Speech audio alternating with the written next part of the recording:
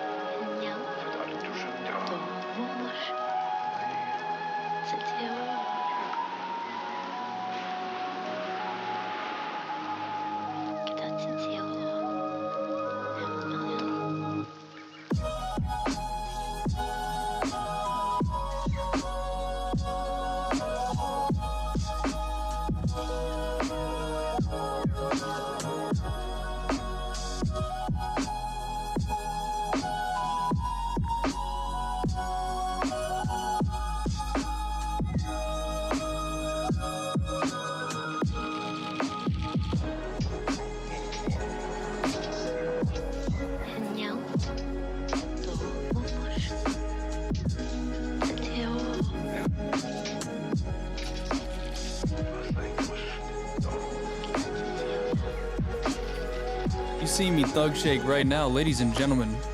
We are just about to get started. We have a lot to go over.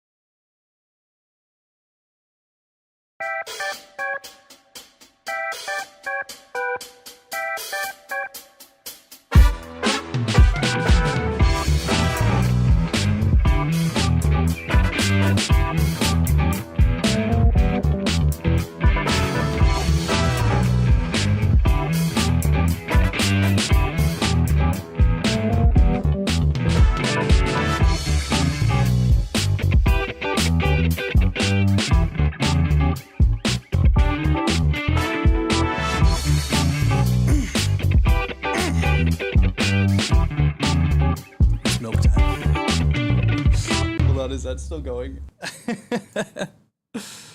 Oh, ladies and gentlemen, how are we doing today? That was the cringiest shit I have ever done. I hope you enjoyed it. I just found out that my mixer has this built-in like late night show intro music. How's it going? Yes, cheers. We got the milk. We have the milk cartons. I am the milkman. My milk is delicious. I was not filling the rest of this. This is literally, and maybe this is symbolic, but this is about all the milk we had left in the fridge. Because, ladies and gentlemen, it looks like the Pirate Software saga is coming to an end. Now, I've said it quite a few times here, more milk.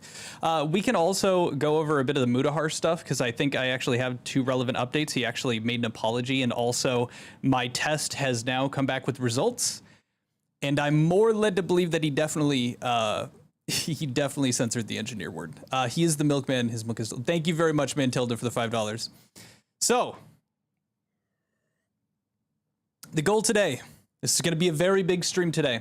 We're going to go over a lot of things, but essentially, I am going on kind of like an actual little vacation, going with my buddies out to the cabin. We're going to be fishing, drinking wine out of coffee mugs. It's going to be an excellent time.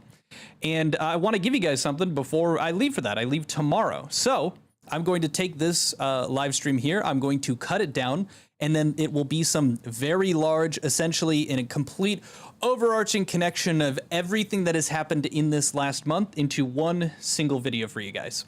So that will be included. Like, we're going to go over everything today. We're going to include all of the updates, any corrections, any new information that needs to be added. Like, for instance, I never went over the Meat Canyon video, anything like that. So we're pretty much going over detail of everything.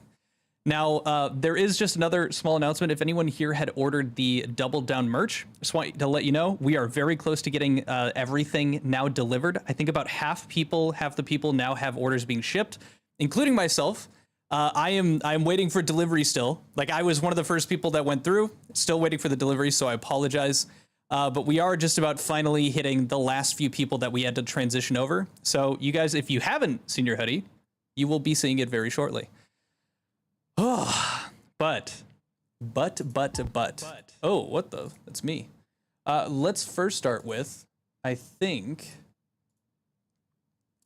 we gotta do, so, okay, we have 2 options. Either at the very tail end of this, if we have time, we'll be hitting, I can cover the Mutahar updates, including my little test that I had done on the recent video where I had a bunch of people spam the word milk. Or we can jump straight into starting the entire chronicle of the Pirate Software drama. What are we thinking? Butt echo? Yeah, really. Pirate first? Pirate? I'm seeing pirate. I saw enough pirate. Okay.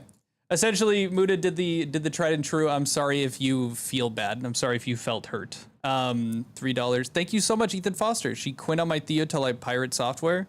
You wouldn't download a car. Okay, well, let's go ahead and get this show on the fucking road.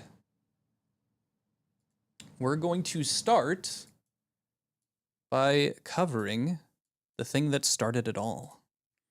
We got to drop down all the way to, oh my goodness. 1 month ago, Pirate Software went too far. Now, I should also say that in this coverage here, we won't be going over all of the original stuff. So like the OnlyFans stuff, the World of Warcraft, the EVE Online, the drama with the, we'll be touching on a few of those, like the DMCA to private parts in regard to his video game. But I'm trying to keep it with pretty much everything that I have covered over the last month here, which pretty much starts around with the Stop Killing Games initiative stuff. So let's go over it. Essentially, I'm going to be able to figure out, where we're sitting with pretty much whatever we're going over in these videos. And once I hit a point where I'm like, okay, I think I actually know what I'm going over here, we'll move on to the next one here. Okay. So I think the first start of this actually is a little different. Hold on. You ever do a playthrough of Heartbound? Maybe that would be funny. Thank you for the $10. Let me actually pull up. I could be wrong here. So I'd done a research stream. So I believe that comes from Upper Echelon is what that one is. Yes, it is. Okay. So let's get this show on the road. This one was actually one that was kind of responded to with, I got a bit of pushback on this one. So this is in reference to Upper Echelon's video that he did. I'm sure a few of you actually recognize the name Upper Echelon. He made a video and essentially was like, hey, he's getting like a super huge amount of hate. You know, maybe like that's not fair. The hate mob's just out to get him now. They just want their pound of flesh, but it'll never be enough. I disagreed with that, but I also liked the sentiment, which is that, you know, no one has experienced the hate that Pirate had to that degree. So we could understand that, yeah, he may not behave in the way that we think he would. But I think that the point was the Stop Killing Games initiative was being impacted by what he had to say. So I think people were justified in their upsetness. It wasn't just a angry hate mob. Let's go ahead and pop over here. Booyah. I have made this specific video 3 separate times. Yes. Okay. So the reason, so I had made this video a bunch of times, and that was because I was struggling to make something specific about the Pirate Software drama because it had to do with the Stop Killing Games initiative. I had kind of come in, I would say like a couple days late to the game. Oh, yes. Okay. So this is labeled the end because we're essentially rehashing things. We're going over, making sure all updates, everything like that. But like outside of the Meat Canyon stuff, outside of like touching on some interesting information I found out about Kronos recently, like there isn't a ton of new stuff. We're going over, making sure that we're all on the same page. If Pirate Software shits the bed yet again, I will be making a video. This is not a be all end all, but I am pretty much not going to be like, I'm not touching Pirate Software if he doesn't say something that's like, or if he doesn't do something that's video worthy. Like that's where I'm at. Like we have chafed the udders, if you will. So covering Mutahar, and then I'm just going to be touching and like looking into any other drama that's hitting that I find interesting and want to cover for you guys. But like that's the goal, right? Pirate just had an absolute banger after banger of dumb shit that he said, and so it made for great content. But if the man takes a vacation, he stops, you know, engaging with the drama. I'm not here to like make like just go out of my way to make things worse. If he has something to say, we'll cover it. But I'm kind of rambling. Anyway, back to it. At this point in 3 different ways. The first one was just going to be going over summarizing the general understanding of the Stop Killing Games initiative Pirate Software fight that's happening. And I saw Moist Critical cover it twice. I was like, okay, well, people understand what's going on. That's going to be a waste of time. And then yesterday on stream, I went through Pirate Software's tweet where he asked people to just go through all the information and make their own opinions, which I did. And it took me the span of about 3 hours to do so. Today, I was planning to cut that down into a video almost. Yes. So for those who don't know, he was like, hey, people are coming after me about the Stop Killing Games initiative. How about you just look at all that stuff? Let me pull it up actually, as it should still be on his channel, which he, funnily enough, oh no, he removed the Meat Canyon profile picture. He changed his profile picture briefly to the Meat Canyon drawing of him from the animation. But let me drop down here. Okay, here we are. Okay. The initiative goals, talk about potential.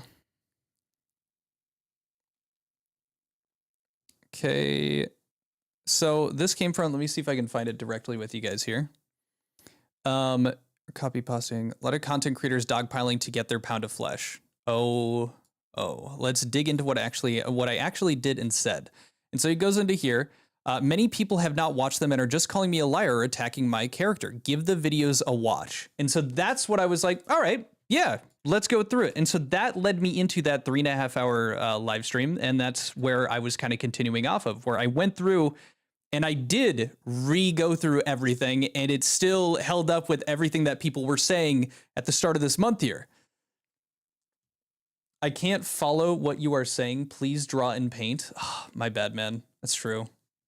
Almost, I guess I'd feel as a bit of a spite piece to prove that, yes, I did go through your information. I still find that you're misrepresenting the initiative. But then I got linked to this video. This is Upper Echelon's video about Pirate Software and the stuff that's been going on. And I'll be very frank with you, it is the reason that I'm scrapping pretty much that entire video and making this one now. Let me give you a 20-second recap. Pirate Software was really opposed to the Stop Killing Games. So yeah, I mean, we all understand Pirate Software thinks Stop Killing Games initiative bad. Ross makes his new video. Ross, the guy who created the initiative, as well as Pirate Software. Now, for the sake of this video, so I reached out to both of them. This is the first time that I showed my messages between me and Pirate Software, where I had extended an invitation to have a discussion between him and Ross. I'd sent that message over to Ross, and Pirate was not interested. And I'll put a timestamp in. And I'll also include when I go mediated discussion between the two of them. Essentially, Ross was like, if you can make this happen, you would be, you'd have a job lined up as an ambassador, but I really doubt you can. But if you could, I'd absolutely partake in the discussion. And then we've already covered multiple times that Pirate was not interested in partaking. Just a little bit of context with this. At first, he's talking about his experience where he posted a video. So Upper Echelon, the main thing is he's empathizing with Pirate Software because he, in the past, had some drama come up. People reacted to it, and a lot of people disagreed with his opinion, and there was this huge, tons and tons of people right here. You reach a point where the feedback has been given, it has been heard, and everything after that point in time is useless, repetitive, dogpiling trash. There comes a point in time, what precise number I honestly don't know, but it's smaller than you would probably think, where the dynamic of comments or messages and feedback stops being human to human, if it's all overwhelmingly negative, that is, and it starts becoming human to mob. When that transition happens, speaking from experience here, by the way, there's a variety of outcomes. One, probably the most common, is depression. But for me, and I also highly, highly suspect that this is true for Pirate Software as well, for me, it was stubbornness. This idea that he's talking about once you start receiving a certain amount of hate, it suddenly stops being actual useful critiques that you're pulling in from different point of views, and it starts just to become this amalgamation in your head of the internet mob. It's just so, like, I think you're kind of understanding, but the main point that I agreed with Upper Echelon is that, yeah, I mean, we're hitting a point where I don't think it's really useful for anybody to like go into his Twitch streams or like contact him in any way and like give him the criticism. Like, obviously it's useful to like let other people know that, hey, this is that guy that you're watching, things like that. But even then, like, we had kind of hit that threshold where it was like enough people have made it very clear that Pirate is acting really stupid. And it's also been made very clear by the fact that thousands and thousands of people had already been like, hey, here are these like legitimate criticisms. And the fact that he completely just ignored all of it. Like, we knew at that point he wasn't taking the criticism. He wasn't going to adjust. He was doubling down, tripling down, keep going, keep going. And so it was just like we hit a point where, yeah, there was no utility in it. And that's like the big thing that I had pulled from Upper Echelon's video. That was like the main thing that I agreed with. That was like, okay, yeah, you know, let's a little empathy. I think we don't need to be, you know, everyone going and constantly shitting on Pirate. But that's just kind of like, looking back on this, it's like, yeah, and no duh. Like you hit that point, but there's always going to be trolls. But I agreed with that point. Let me see. Only Pirate had claimed to be an engineer. So true. There we go. I think people would stop critiquing if he acknowledges. I think people would stop critiquing if he acknowledged. Yeah, no, if he handled it literally any other way. But the fact that he didn't, that was kind of the issue. Like, okay, it's like you're gonna incentivize people to fuck with you at that point, because that's just how other people will react to you. Like, getting defensive is they'll push on you more because they're getting something that they want out of it. But he was very clearly just not doing anything, or I guess not giving anybody anything like that. Thanks for the hard work. So big question on Pirate Software is how far will he fall in his career if he didn't admit that he was wrong? No idea. I'm not a scientist of downfalls. I've been here for a year, man. I'm sure it's not going to do well. He's lost like 90% of his Twitch revenue, some crazy numbers like that. It's not doing great for him. He's reinvented himself multiple times in the past, from his Second Life shit to his EVE Online stuff to his Ashes of Creation / OnlyFans stuff. And maybe if he had been given more time between that drama and this, he would have kind of built himself back up. But this is something that he does. So, okay, again, is this truly the end, or will things go on? Or will things still go on like this? That's up to Pirate. I'm here to cover when people are idiots. Like, or when there's an interesting drama to go over. So that's, we'll see. I have no idea. I'm looking into, making other dramas when I get, like, doing other drama content when I'm back.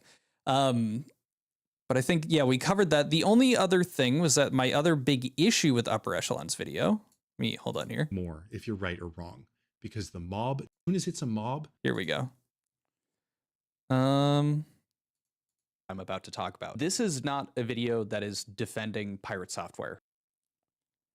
My focus isn't defending. There we go. I think it's closer to the end here, actually. Maybe it's around here. That he will interpretation that he has a Let me pull this back. same crisis until it happens. No one watching a YouTube video actually knows how they would respond in that same crisis until it happens. I see that same exact response right now from pirate software, but it's happening on a scale that I couldn't even dream of. His defense mechanism is, I will not cave to this mob. On the bright side, if I'm correct here in the interpretation that he has a similar fight or flight style response compared to my own, if I'm correct here, then he will properly understand deep down inside secretly that he was objectively wrong about the Stop Killing Games initiative. In a year or 2 or 5 years, he may even come out publicly and say it. I was wrong, or admit it, who knows. However, short term, the rabid mob of internet viewers hell-bent on shaming him and publicly forcing an apology or a retraction, or I don't even know what they want at this point. It feels like they just want him to have a breakdown. I don't think they know what they want either. It's just popular to hate him. But if I'm right about this, they'll get nothing. And to a degree. Yeah. So I think it's just popular to hate him. No, he was doing a terrible job. Like, he literally had made an impact negatively in the eyes of pretty much everybody on the Stop Killing Games initiative, a consumer rights movement to just get a conversation started. So it wasn't just because it was popular to hate, and that's where I disagreed with Upper Echelon.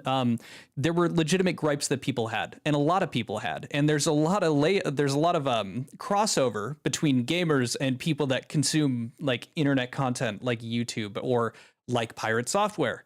This is where gamers are. So of course, most of the people that would be reacting to and like digesting any of this information would be right here. And so a lot of people were going to talk about it. And I think that's why it also picked up a lot of steam. Like, that's something near and dear to a lot of the fans and also just the people around that are watching commentary stuff, things like that. It was that is true. That is true. It was popular to hate him, but people weren't just hating on him because it was popular at the time. Exactly. But I think that pretty much covers it. There was other bit at the end here. Or attacking my character. Give the video conclusions that Charlie has been pointing out, that everyone has been pointing out. And he's saying he's basically blah, blah, blah. Oh yeah, and then I went into, there was like a commenter, but like that's small potato chips. We can move on to the next video. So essentially, that's kind of like how I introduced the drama on my channel, right? It was essentially, okay, I think, we're hitting that like hate mob part of it. And or not the hate mob. I disagreed with that part. We're reaching a point where like, yeah, okay, it's very clear that the criticism is futile. Like, we're not going to really make much progress here. So that's the part that I kind of agreed with. Like, okay, let's stop like fucking around in his Twitch chat and stuff. Like, we've said what we needed to. So then what ends up happening is, through a bit of luck, I'm going through and checking out Pirate Software's tweet. Matter of fact, since I still have it up, I can show you guys what I had seen. So this came from his follow-up message here, where he had talked to Charlie and Josh Strife, et cetera, et cetera.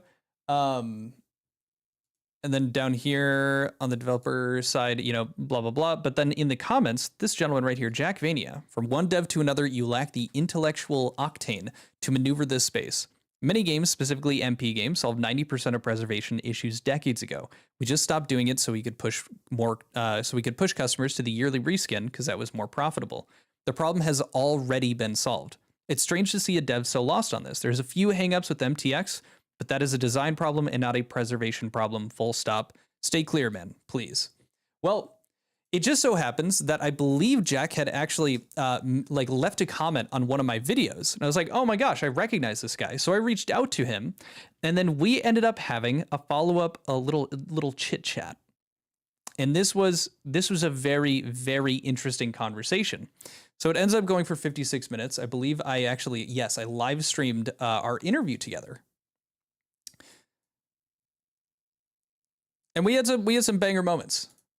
Sorry, I saw. What's up? I never heard of Quintheo until the PS drama, and this is my first stream. What's the vibe? So we're just kind of recapping everything right now. If you're sick of the pirate stuff, I did just put out a Mudahar video. There'll be more stuff like that when I come back from my trip over the weekend here. But we are currently going over and just kind of recapping and including any updated information between the beginning of this and the end. Do you think Pirate is going for the DMCA claim on Meat Canyon? I have no reason to believe that. He changed his profile picture to Meat Canyon's drawing of him. If he went to DMCM after, that would be cartoonishly villainous. I don't think he would. I think that was good. There we go. I think we touched everything. Oh no, it's to mimic. Wait, what? Hold up. Is that? Oh, okay. All right. So continuing on. So this was our little chit chat here. What you've done, that kind of thing. My name is Jack Vania. I'm a video game developer. I've been in and out of the industry since about 2007. I started developing, though, I would say code in about 2014. And I say it that way because I wouldn't consider myself of working in the industry in like the front lines in terms of like development and stuff like that. I was just in and around since about 2007. So I don't really consider that like part of my I resume, should probably because it would just be essentially padding it. Sure. But in terms of like development since about... I just realized, yo, Rob, thank you for the $10. Do you think Pirate will try to turtle down and focus on the whales as his general popularity suffers? Absolutely a leading question, by the way, but the other cult leaders have pulled off that maneuver. So that's loaded twice. I thank you for the donation. $2 Thor's wiki got nuked. Okay, very cool. But to answer that, yes, that is incredibly loaded because number one, you're calling him a cult leader. You're saying other cult leaders. I don't think Pirate is a cult leader. He's like he is a personality, like he's a personality. So a lot of his viewers are going to watch him do pretty much anything because they like his personality. He's a very charismatic dude. I'm not gonna agree with you in any way of calling him a cult leader. He doesn't have a religion behind him. And like him being narcissistic and stuff, like, yeah, but that doesn't corroborate with that. He could do that. You can look to like Dr. Disrespect. You can look to like other big creators that have like been quote unquote canceled and their viewership has like plummeted. They'll usually like do a hard heel turn into something very intense to like cultivate a very core, incredibly loyal audience. It doesn't seem like, I guess Pirate's never had this much attention on him, this many fans at once. So like maybe I don't think it's worth speculating because I don't have anything useful to go off of to make an assumption like that. But there we go. Quinn, I just put a video. Thor's wiki got nuked. Okay, thank you for the $2. I think that came out a couple weeks ago, right? Because he was kind of the majority editor for the wiki, which is a big no-no for Wikipedias because there's a lot of bias with that. Like if I had a wiki page and I was the one editing it, there would be a conflict of interest there, and Wikipedia does not like that. So that was, from what I understand, one of the main reasons about it. Yeah, also, like, he's definitely not going anywhere. Like, Pirate's not going anywhere. He's already hit, like, he's a very big personality. He clearly enjoys entertainment. Like, there's no way that he's just going to drop off the face of the earth. I highly doubt it. He may come back. He may, learn from past mistakes. Like, I don't know. Well, we'll see. Off topic, when am I getting Binding of Isaac gameplay twin? Shall it happen someday? It will, Mantilda. It will. Thank you for the $5, by the way. No, the wiki was on vote over the last week. It got deleted last night for self-promo. Okay, so yeah, self-promo, lying. I'll be sure to take a look at your video, potentially when I end stream. Again, I'm kind of doing this, and then we're doing like a crazy cut down video, so I'm probably gonna be up to like 7 a.m. again. And then I'm off to go over the weekend, but I'll check out your video. If you're in the Discord, go ahead and put it in the news links channel, and I will make sure to take a look at it. Perfect. But continuing on, thank you guys so much for being here, by the way. I really appreciate it. It'll be a nice last little hurrah before we take that chill. What IEMs are you using? I have no idea. I got them off Amazon. They were like $120 like half a year ago. I wouldn't say I necessarily recommend them because they're falling apart. Like this thing, maybe that was just like an accident thing, but they're comfortable IEMs. They work. I just don't like screwing up my hair for videos. So that's why I use IEMs. But there we go. Okay. Let me see here. 2014. That's when I'm super duper interested actually. How high a bar it is to allow this initiative to go through and how that could impact specifically live service games. So I think, we're good for this. Honestly, I can probably just include clips, but essentially we had a game dev, and the main argument that Pirate Software was making at this point is that people don't understand how difficult it is to develop games because most people are not game developers. Well, Jack Vania starkly or staunchly disagreed with this point. And so we spent this entire hour going through piece by piece and educating, the general public about what's going on here, how game development could be impacted by the Stop Killing Games initiative.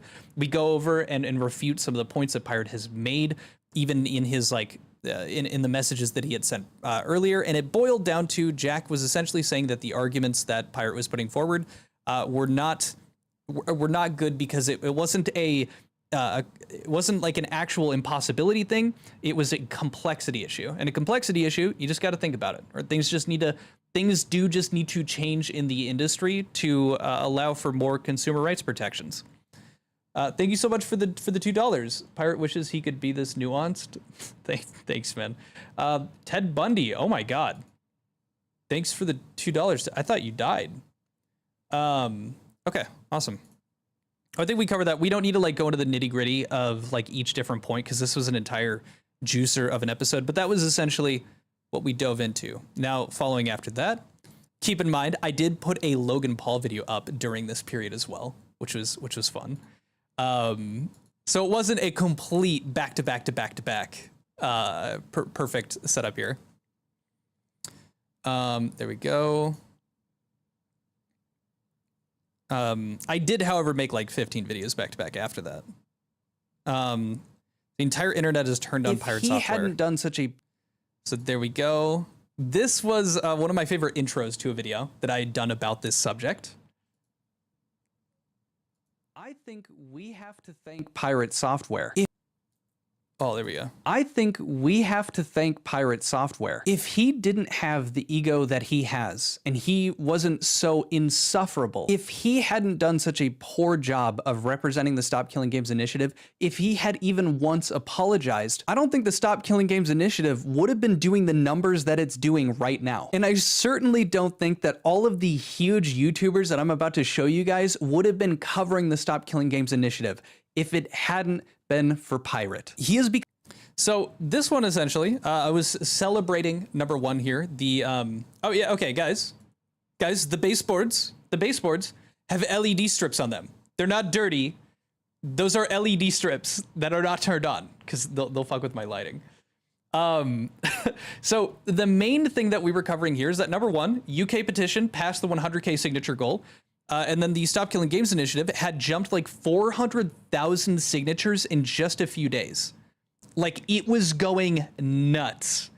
So, yeah, it was being incredibly successful. And so I was going over that, essentially taking cover of that and saying, God bless Pirate Software.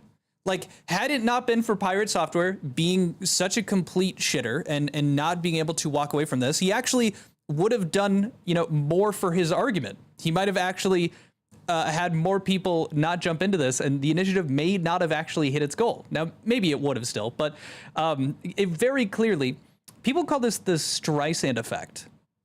I was going to make a video calling it the Streisand effect too, but I forgot. The Streisand effect, from what I understand, that's if you try to suppress information, if you're trying to suppress the truth or information, that it will more and more likely come out. I don't think that's the Streisand effect. I think that's a misnomer. Could be wrong though. No, that is not goo on the walls, guys. Come on. So essentially, it was just a huge thank you ode to Pirate Software and going over the fact that Moist Critical had made 3 separate videos about it. I went over the fact that in my past I had made some stuff. The fact that PewDiePie had jumped in on this. Mutahar, of course, Jacksepticeye, these huge names were all coming together to shout out the Stop Killing Games initiative. And then, oh, hold on here. Oh, and then you know, Pirate Software Man, it's like I'm never gonna like delete comments, things like that. He was deleting comments. It was pretty crazy. Yo, people coming in and brigading over other shit. Now, I just don't know if I necessarily agree with Pirate's definition of brigading. Now, it does include down here, though, I should add, talking about where brigading came from Reddit, where it was about votes. Think about like Pitbull ending up performing a concert in Pitbull, Alaska, because people brigaded a vote system to make that happen. But they go on to say they're now used in many different online contexts. Examples include mass direct messages sent to a person's social media account as a form of harassment or a coordinated effort to dislike a certain post. Now, I think most people agree that brigading in the sense is the coordination of this hate. And that's where I think a lot of people differ on this thought process with Pirate Software, because he's conflating coordination with an insane amount of people that are not happy with the actions that he's taken and the actions that he chooses not to take. For example, this guy's based, dude. This editor Connor guy, yeah, he's kind of on it. Thank you so much for the $5, Shad. If Pirate worked for the government as a hacker for 1 year and quit, he was most likely let go as a probationary employee. I don't know what that means, and we don't have evidence. Like, okay, maybe, but I don't know about that. Good to hear your insight, Shad, though. Thank you for the 5. So essentially, we were just kind of like touching on those things, went over the Stop Killing Games initiative, super happy about it. That kind of brings that one. I would say like, that was just kind of like giving an update to the Stop Killing Games initiative more so, and just kind of like, you know, taking a look at how Pirate Software had a huge role in impacting the Stop Killing Games initiative and its ability and his ability to get the ball rolling quite rapidly. So after that, I ended up putting out a video called Pirate Software Quit and Lied About It. This was a juicer video here. Link in the description too. So let me jump back here. So we do this intro thing, but it's, oh my God, this is one of my favorites because I included an old video. So in essence, let me just play the intro here real quick. Pirate Software is quitting and he kind of lied about why. But before we jump, so this was just like a celebratory, it hit 1 million signatures, still ended up, you know, hey, keep pushing, but here.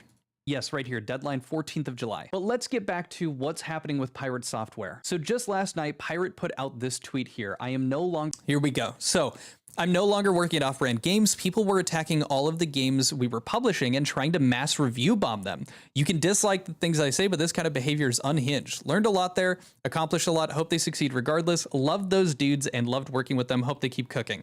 Now, this is one of the first, in my opinion, outside of the Stop Killing Games and excuse me, outside of like the main like Stop Killing Games initiative, Lies, this was like one of the first really big ones that if he had just not said anything about them, like calling it a mass review bomb, if he had just said that there was like an issue that we were worried maybe there'd be a conflict where people aren't going to purchase the games because of my opinions on the Stop Killing Games initiative, we would have been good. But instead, he called a couple of negative reviews a mass review bomb.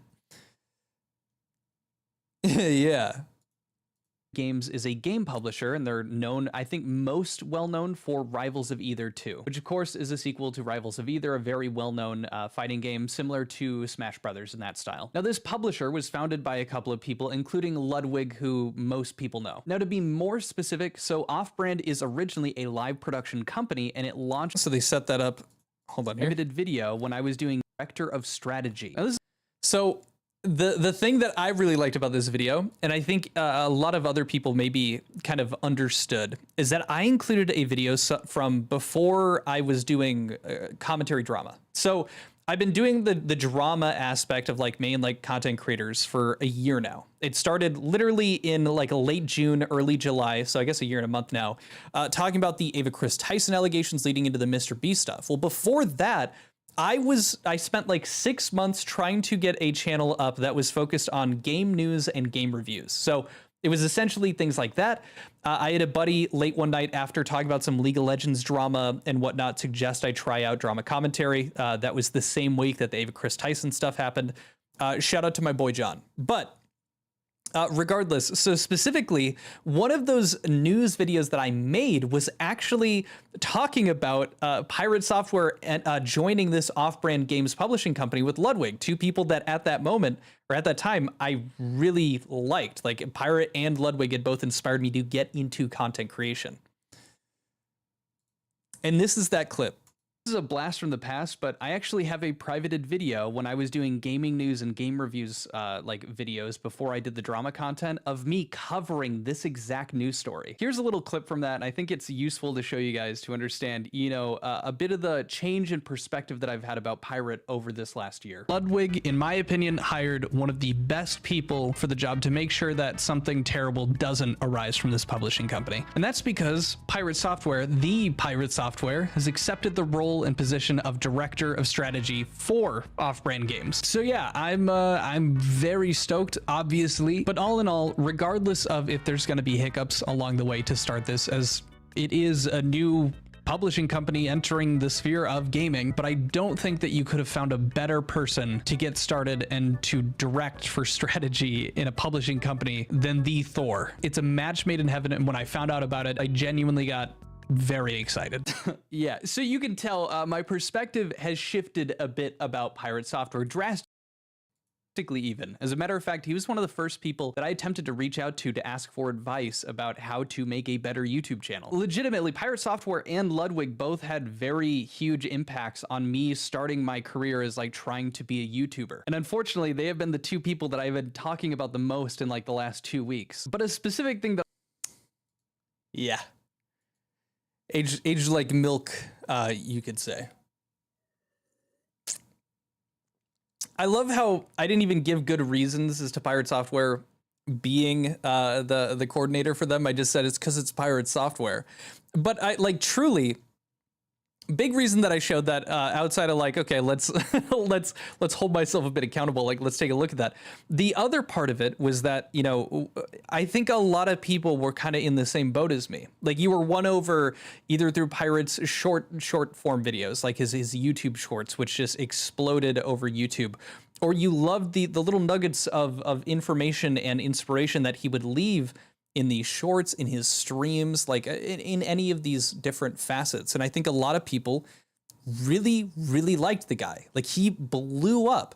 And so it was, I think it was understandable. And I think a lot of people could relate to that sentiment. Cause like, I think a lot of people were looking at it the same way that I was last year, where it was like, hell yeah, you weren't even thinking about the dude's credentials. You weren't even thinking about like the negative stuff. So like, it didn't matter. Right. And to see how drastically that has changed, I think that's very showing of people feeling almost like betrayed in that sense. And so I think that's why a lot of people ended up like really getting interested and invested into this situation, into the drama. But there we go. So that was kind of like that main part here. And so I went over and like clarified what didn't he lie about, and then I went into what he did lie about, which was about those mass review bombings. I'm confused. Can you explain Microsoft Paint? Thank you for the $2, Jiggle Jess. That'd be a fun stream idea down the road. Somebody. But let's get back to the intro of this video. Pirate Software says this in a follow-up reply for those trying to say this is. So he talks about how like the drama here, the abuse was across socials, people on Discord, et cetera, et cetera. Indie games are fragile in attacks. Overall sentiment was to bash the games, the developers working on them to try to get back at me. Not worth bringing them down, for my opinion. And so I was like, okay, that's good. That's good.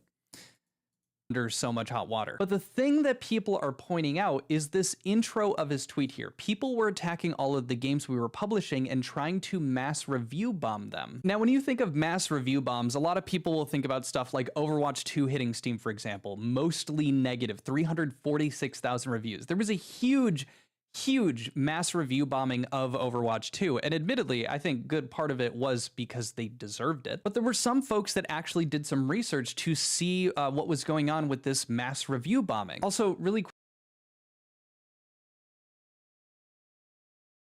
So we went over that. And then, so this was that person that had done that tweet, and we go over and look at the graphs. And then I went ahead and went and checked them myself. There was like maybe 30 negative reviews total, and then this was Heartbound, I'm pretty sure.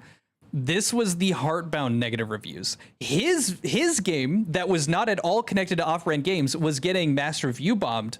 The rest was not. But even the ones in Heartbound, like a lot of them were people that had complaints about the fact that the game was taking so long to put out, or that the updates were lackluster, that there had been a lack of them in the past, or that they didn't just like the game. So again, I would still probably say that a lot of those ended up coming up because the drama. Maybe you could call that a review bomb, but that again wasn't even the argument that he was making. And so let me see here. Answered still 111, and then here the Bonnie Bear saves frog time demo. That is also no negatives are showing up, and actually that is the most recent, as you can see, June 16th. And so if we're looking at all these Off-Brand games reviews, we're not seeing this mass review bombing that's happening. There's none of it. Now it's possible, because I don't quite understand this, and maybe someone can correct me in the comments, but if they're going to be doing these massive negative reviews that aren't warranted or are not talking about the video game itself, from what I understand, Steam will remove those like illegitimate reviews, because this has happened in the past. So even then, those usually won't impact the game because they will be remedied. Again, save for like Overwatch 2, but again, those are talking about the video game, not some movement surrounding it, not some movement adjacent that is upset with someone working there. But I think this is what he was trying to clear the air about in this follow-up tweet after him saying that he was stepping away from Offbrand. He says the abuse was across socials, people on Discord, on Steam, which you could argue also just match up with the general trend of negative reviews of these games. Now, I'm sure there were some illegitimate ones that were showing up, duh. Like, there's of course going to be a couple of people that are going to do that regardless, but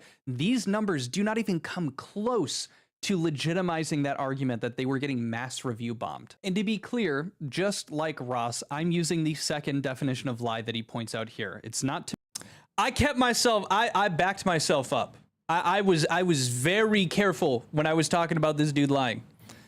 Make an untrue statement with intent to deceive, but to create a false or misleading impression. And that's because I haven't combed through Off-Brand social medias. I haven't combed through Pirate Softwares to see anybody talking about Off-Brand games specifically. I'm sure that they are receiving heat in the other forms of media like he lists, where there was social media, people on Discord, Twitter, Reddit, things like that, of course. But he is 100% creating a misrepresentation of what's going on by saying that they were trying to mass review bomb them. It is simply not the case. So I wanted to flesh that out, but I also just wanted to talk about his like philosophy. Were about the mass review bomb. So yeah, and so my last thing to like kind of close out the video so we don't, you know, just rewatch everything I'm doing was essentially, he talks about here, you can dislike the things I say, but this kind of behavior is unhinged. And he's like, he's upset that people are going after, you know, the game publishing company that he was a part of for this drama with the Stop Killing Games initiative.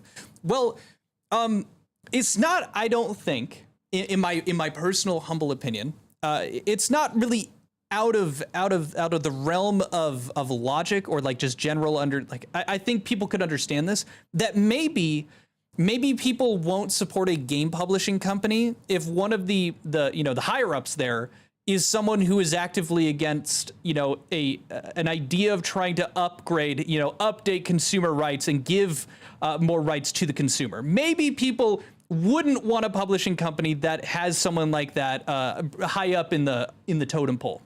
So I was really kind of disagreeing with his idea that this is just ridiculous. You know, they're just coming after me because they don't like me. No, it's probably because you were taking a hard stance on consumer rights in regard to video games, and you were a higher up at a video game publishing company. Maybe that's why. So I didn't really agree with that myself either. But then that pretty much brings that to a wrap here, and that leads us into the next one here. So again, he had quit at that point, lied, and you know, people were making speculations about him quitting for like legitimate reasons, or the actual, or not at all, or like Ludwig had suggested he does it himself. And then we led into probably one of my other most, I would say, most controversial videos, and that's not really saying much. Essentially, it had to do with, this is the one, is Pirate Software just got swatted. Your parents are probably proud of you, but I don't think many are proud of them. What? Thanks, man. I don't know what that means. But here we go. Here to talk about, we have subscribing. Wait, hold on. The video. Bolivia #1. OMG, bruh. Get a oh, he's spamming. Get a life. It's been like a week. Dramas for gays. Aren't you here on a drama stream? Doesn't that make you gay, Bolivia? Bolivia, I don't think you know what this means. Bolivia just self-reported. Oh my god.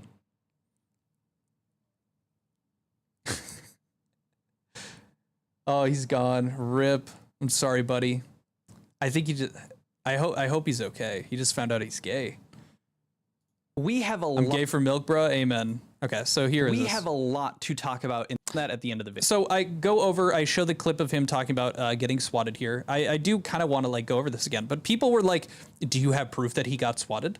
We're looking at it. He didn't like, get down on the floor. He didn't put his hands up. It didn't look like on his stream that he got swatted. He left for a sec, but he came back. And so here's some of the context of that. Yeah. But now let's jump into Pirate Software getting swatted. Shout out to my Discord member, Zoyboy. Most of what we have before we go to Twitter, but this is kind of where he reached out and were pissed off at me for leaving Offbrand, because they're like, the trolls win and now they know that they can like cyberbully people into losing their jobs and shit. And I was like, they already could do that. Like that's how they tried to kill me on Tuesday. So yeah. I mean, like, I'm going to be honest with you. I know you have like this big grandstanding narrative that you have to fit to, and oh shit, now they know that they have blood in the water. They swatted me on Tuesday. I don't give a shit what you think. I'm out, dude. Enjoy your initiative. Have fun. I hope the government listens to you and that they give you what you want instead of what you actually asked for, which probably isn't going to happen. In the middle of the stream, about 9 a.m., I got a bunch of phone calls to my phone. They left a bunch of voicemails of shit saying, your time has come, in like a giant screeching voice, and then we got swatted. But at the same time, it's like, I don't give a fuck about your initiative because your people are unhinged. And I realize that's not everybody that's part of that, but I don't give a shit, dude. Like, I'm out. Have fun.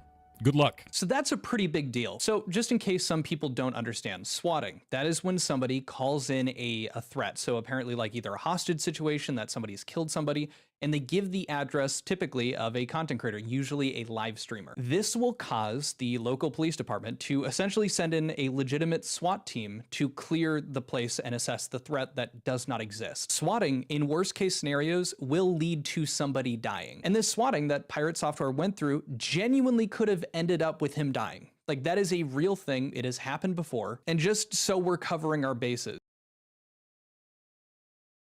Okay, so now apparently that has happened 3 times now. Like that, apparently it was after he made an announcement calling me out, and he also alluded to the fact that that was the reason that he got swatted, which I find interesting. Would love to see the evidence of. But to talk about these two, so I outlined it right there, and I think a lot of people have different ideas as to what swatting is, but by definition, and that's what I like to kind of keep it as, by definition, this dude got swatted. Swatting, that being getting the phone call, sending in the phone call and saying that there is something going on and trying to get the cops to show up. That is swatting. Swatting is not the police showing up, making you get down on the ground, throwing your hands up and like clearing the room. That is what happens when you get swatted if you don't like have preventative measures. And so let's be real here. He maybe like misrepresented the severity of like of them showing up or anything. I don't necessarily even agree with that, because he said in his Discord, admittedly not fully public, like on a live stream, or maybe he did. He didn't fully say that he had just received a phone call from the cops to like verify that he was good, because he's talked about in previous videos and whatnot that we go to Pirates. What the fuck? This guy's yucky. Yeah, don't raid Pirate Software. Insane behavior. So that's kind of where I'm like, the people can have their doubts about, what ended up happening at that, but as it stands, that was a SWAT. Welcome back, Gertster. Thank you for the $5. And so that's what I agreed with. And like, yes, if you are making that phone call in, like you are fully understanding when you make that phone call that the person that you are calling that into could die. Like that is a legitimate thing that has happened with swattings. I think that's a very fair thing. Now, I didn't agree with the fact that he was tying that into the Stop Killing Games initiative, and he was using that as like a blanket excuse to stop interacting with like the criticism that he was receiving. Again, like I think just admitting any sort of wrong or just like walking back literally anything would definitely reduce any of the toxicity that was going his way, but that's kind of digressing. So it was just strange like that. And so, yeah, again, a lot of people were upset and kind of just like, how are you taking his side? Like, how can you believe without proof that he actually got swatted? And I just felt like that was a very easy thing that if he did end up lying about it, then absolutely it could turn around and make a video about him lying about being swatted. But I'd rather play it safe and just, you know, have a blanket. Yeah, swatting is fucked. Don't do that. It should never get to that point for someone that you disagree with. Got swatted is not the same as tried to get swatted. That is true. But by definition, getting swatted means that someone made the phone call. Getting swatted is not the cops showing up. It is the phone call being placed and sent to with the intention to get people to show up. And so if like that's where I'm choosing to say. You can make your own choices, but that's where I'm at with it. So we went over that. I also made a few other points in this video, like Pirate just straight up lying to Ross about deleting VODs, which he did do, and just he lied about it, but I'm led to believe he just forgot and then just acted like he knew. And then he went and bullied Ross in his Discord. Here's a clip from that. This time, he was lying directly to Ross, the leader of the Stop Killing Games initiative. Now, admittedly, this is a bit of an oldie, but I didn't see anybody cover it. But this is from his original post that we had talked about. A couple other videos. I'll put the one that I talked about it in up above me. But it's this thread right here. Accursed Farms is replying back. That's Ross. Unless it was done by someone else who managed. There we go. So this is the part where he's like, hey, you're saying that you didn't take, I never took my videos down is false because the videos were taken down. Pirate argues with him back and forth and is like, Twitch VODs auto delete after 60 days. Any stream going over 12 hours runtime on YouTube is auto cut off. So what you proposed here is untrue and a deflection from my message. He goes, okay, they were deleted a couple days after being posted. I guess the evidence is deleted now, but I imagine at least a few people could corroborate it. Here are all the videos. He goes on to reinforce, no, absolutely not. I'm completely correct. You're dumb. This is how VODs work. And then, as shown here, it's been known for many years, just like showing over and over and over again, he's wrong and dumb. But again, this is a triple down now, as shown here. This has been cursed. Some people started including, and so in this thread, when Pirate initially responded to Accursed, some people started including this clip. And I went ahead and found the actual VOD on his channel just to show you guys, you know, this is directly from it. Here at about 3:37:32, this is him openly admitting to deleting those VODs. On top of it, I went through the Reddit for their initiative for that, and there were a number of posts in there that were people saying we should keep baiting him and attacking him because if we do that, he'll keep talking about it, and then more people will sign the initiative. They were planning that shit. I was worried. I didn't quite understand what he meant by baiting, so I'm glad he wrote it out and put a line under it. And those threads are still there. They're still up. People are still talking about that shit on there. So instead of that, I just deleted all the VODs where we were talking about it. I kept my videos up, and I walked away. They can eat shit. So you did lie. You did delete those VODs. And let me make it very clear. I'm not upset that he deleted the VODs. You know, he gave reason. You know, there was a bunch of hate on him, people being viscous in the comments, like totally. Yeah, so it wasn't about him deleting the VODs. It was never about deleting the VODs. It was never about that. It was about him being wrong about it so confidently and then bullying the shit out of Ross for being correct. Like he bullied Ross for being correct. And I think I show some of the screenshots. Yeah. Okay, here it is. I didn't. Oh my God, is that Kuro? Hi. Everything is going well. It's going a lot better. We'll need to play Enshrouded later. But okay, so here is. Sorry, this is interesting. So here it is. He actually had no idea how VODs work. So he put this in his Discord and was making fun of Ross for being correct. Saying that, no, I didn't delete them. Saying he actually had no idea how VODs work. And here he is linking the thread. My brother in Christ, you were wrong about it. Thor is making fun of, on his public Discord, Ross for not knowing how VODs work, even though he was correct that Thor actually did delete those VODs. No wonder the internet is just completely through with this guy because he will be so confidently wrong, literally mocking the people that are saying the actual truth of the matter. And odds are he's not going to walk this back. But moving on from this. Yeah, So that was like, it was so irritating, like for me, because like I'm trying to like keep it level, like do that stuff, and so I try not to get like super uppity unless I'm like doing a live stream or something.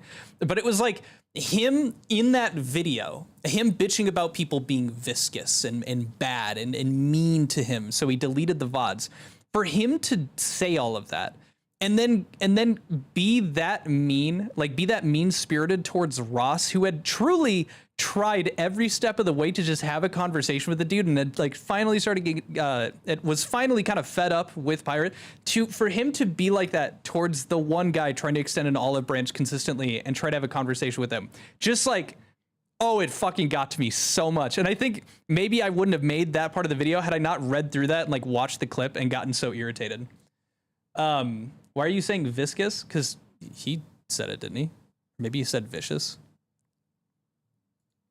Them saying this is just want to delete you. Because if we do that, on top of it, I went through the Reddit for their initiative for that, and there were a number of posts in there that were people saying we should keep baiting him and attacking him, because if we do that, he'll keep talking about it, then more people will sign the initiative. They were planning that shit. And those threads are still there. They're still up. People are still talking about that shit on there. So instead of that, I just deleted all the VODs where we were talking about it. I kept my videos up and I walked away. Where did he say it? They can eat shit. So talking about baiting for openly admitting to deleting those VODs. On top of it, I went through the Reddit for their initiative for that, and there were a number of posts in there that were people saying we should keep baiting him. I can't remember. Maybe I'm wrong. But viscous, I like using the word. There's vicious and there's viscous. Viscous is a word. Did I get played? Well, that was viscous. So you're saying it was an oily hit? Viscous having a thick, sticky consistency between liquid and having high viscosity. There's got to be another definition. Have I been using this wrong for years?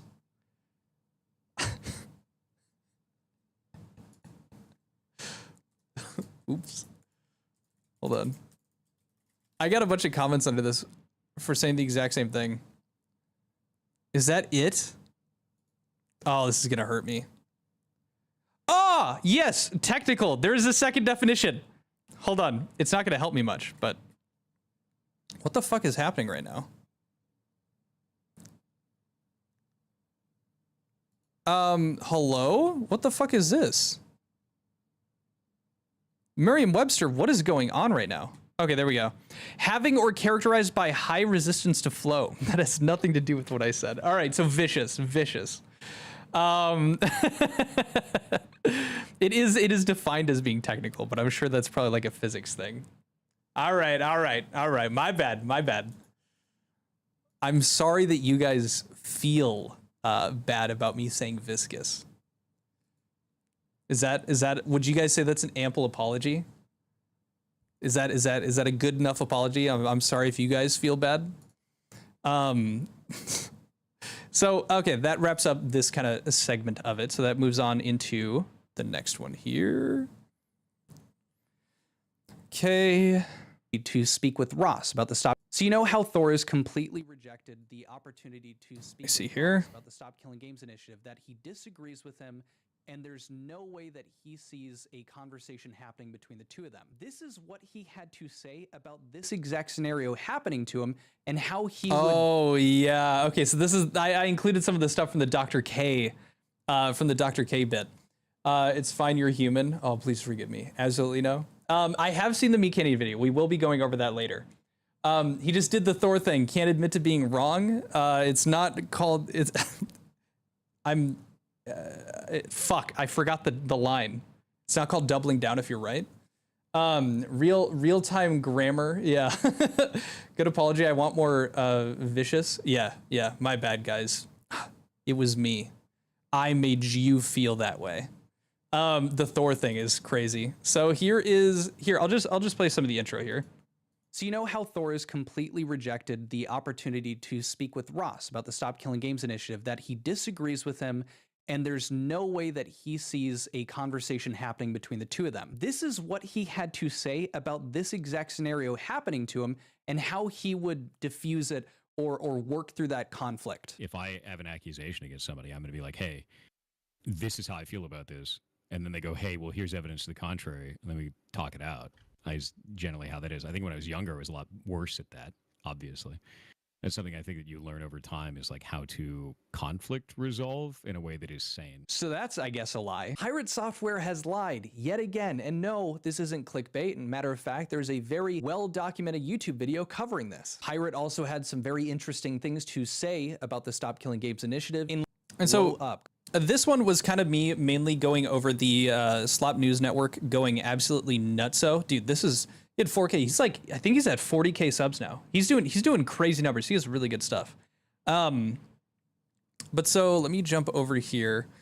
So he went over this, judging his job history. So he goes in depth about his job history. But my favorite part about it was the COVID lying saga, which was essentially Thor going from examples of I believe it was three separate tests that he took to make sure that he did not have COVID. He tested negative for each one. And then a couple months later, saying that like the month before he did all three of these separate tests that he had COVID just out of the blue. And then he said that he had struggled with long form COVID for 9 months. And then he said that he lost 2.5 years of development for Heartbound due to COVID. It was mind-boggling. And so Slop News Network did the nitty-gritty research, and he looked at all of the live streaming hours that Pirate had done over the same time period that he had left these tweets talking about not having COVID, not having COVID, not having COVID. I had COVID for a long time. I had COVID for so long that I lost multiple years of development. And so he fully kind of details that out.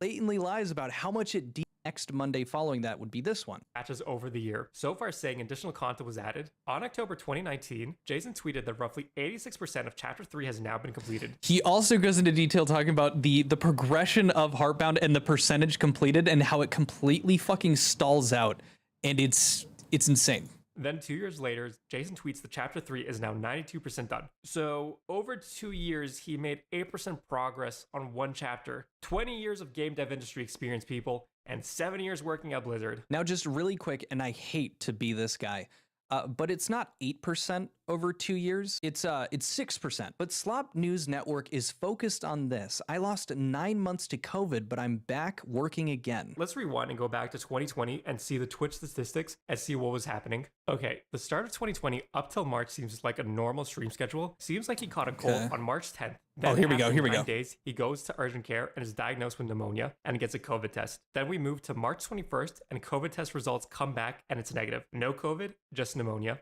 Wait, never mind. March 24th, Jason goes back to urgent care. Pneumonia was incorrectly diagnosed and he actually has severe bronchitis. All right, March 30th, he's still sick, but once again confirms negative for COVID. This is really important. Then we hit February 2021, and then he tweets out he has had COVID for 9 months since the start of February of 2020. Wait, what? Jason was only sick in March according to his own tweets at that time period. And there's work from February from earlier. And there's proof he worked during April, May, June, July, and August at the very least, judging by his Twitch stats and his Steam announcements and patches for the game. Where he lost 9 months of time and had to stop development based on his tweets, I have no idea. I mean, it's not like he's going to change his story after this, right? Oh wait, there's this old tweet from November 2020 where Jason says he was recovering for nearly 8 months and couldn't daily stream or work. Let's look at the Twitch stats graph again and his tweets.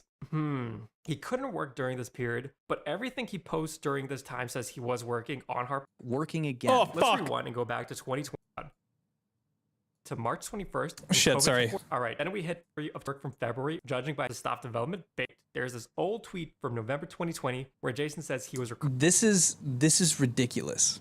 Like it's so blatant. And I guess maybe no one had I'm guessing nobody had put together, like we have this live stream chart. So that's what you guys are seeing with all of these red squares here. This is showing every day that Pirate Software had streamed. And then the intensity of the red that you're seeing is how many hours that he streamed that day. So when he's talking about losing months and months of development, you can see, well, you were streaming for multiple months here. You would take some month off breaks, but you were doing pretty damn consistent work of playing World of Warcraft or Ashes of Creation for 12 hours. Like, where's the progress on the game? And even when he would say there were moments where he couldn't work on the game, there was proof of it, like him working in February. Everything he posts during this time says he was working on Heartbound, and his Twitch stats Also, he was working on Heartbound during these times that he said he wasn't. confirm it. So on June 2023, he catches COVID again. Okay, that seems to match up with his Twitch stats graph. Here, there's a clear week gone. Let's see what Jason says in July. That was a hell of a thing. That's the second time I've gotten COVID. The first time took 9 months to recover. Oh my God. This one took probably about, I think it was in total about 20 days. So There's no point in time in 2020, 2021, 2022, or 2023 where you lost 9 months consecutively or stopped development for that period of time, since all these gaps are months apart and you only had COVID twice. Let's skip ahead to June. This was truly one of my favorite videos that had come out about this stuff because of how just like how much evidence was completely against it. And it really kind of drove the point home about Pirate very clearly like shifting priorities from Heartbound over to his streaming and still acting like just coming up with excuses to justify not spending as much time when he could have just been like very clear about that stuff. Instead, he comes up with this web of lies that ends up getting completely debunked. 2024 and see what he says about these 4 years of development. how long have you been working in this game? Was the coding a solo job? Yeah. Nobody else has touched the code base for Heartbound ever except for me. It's just me. I've been working on it for about 7 years, but I lost 2.5 years to COVID. Okay, I hope at this point you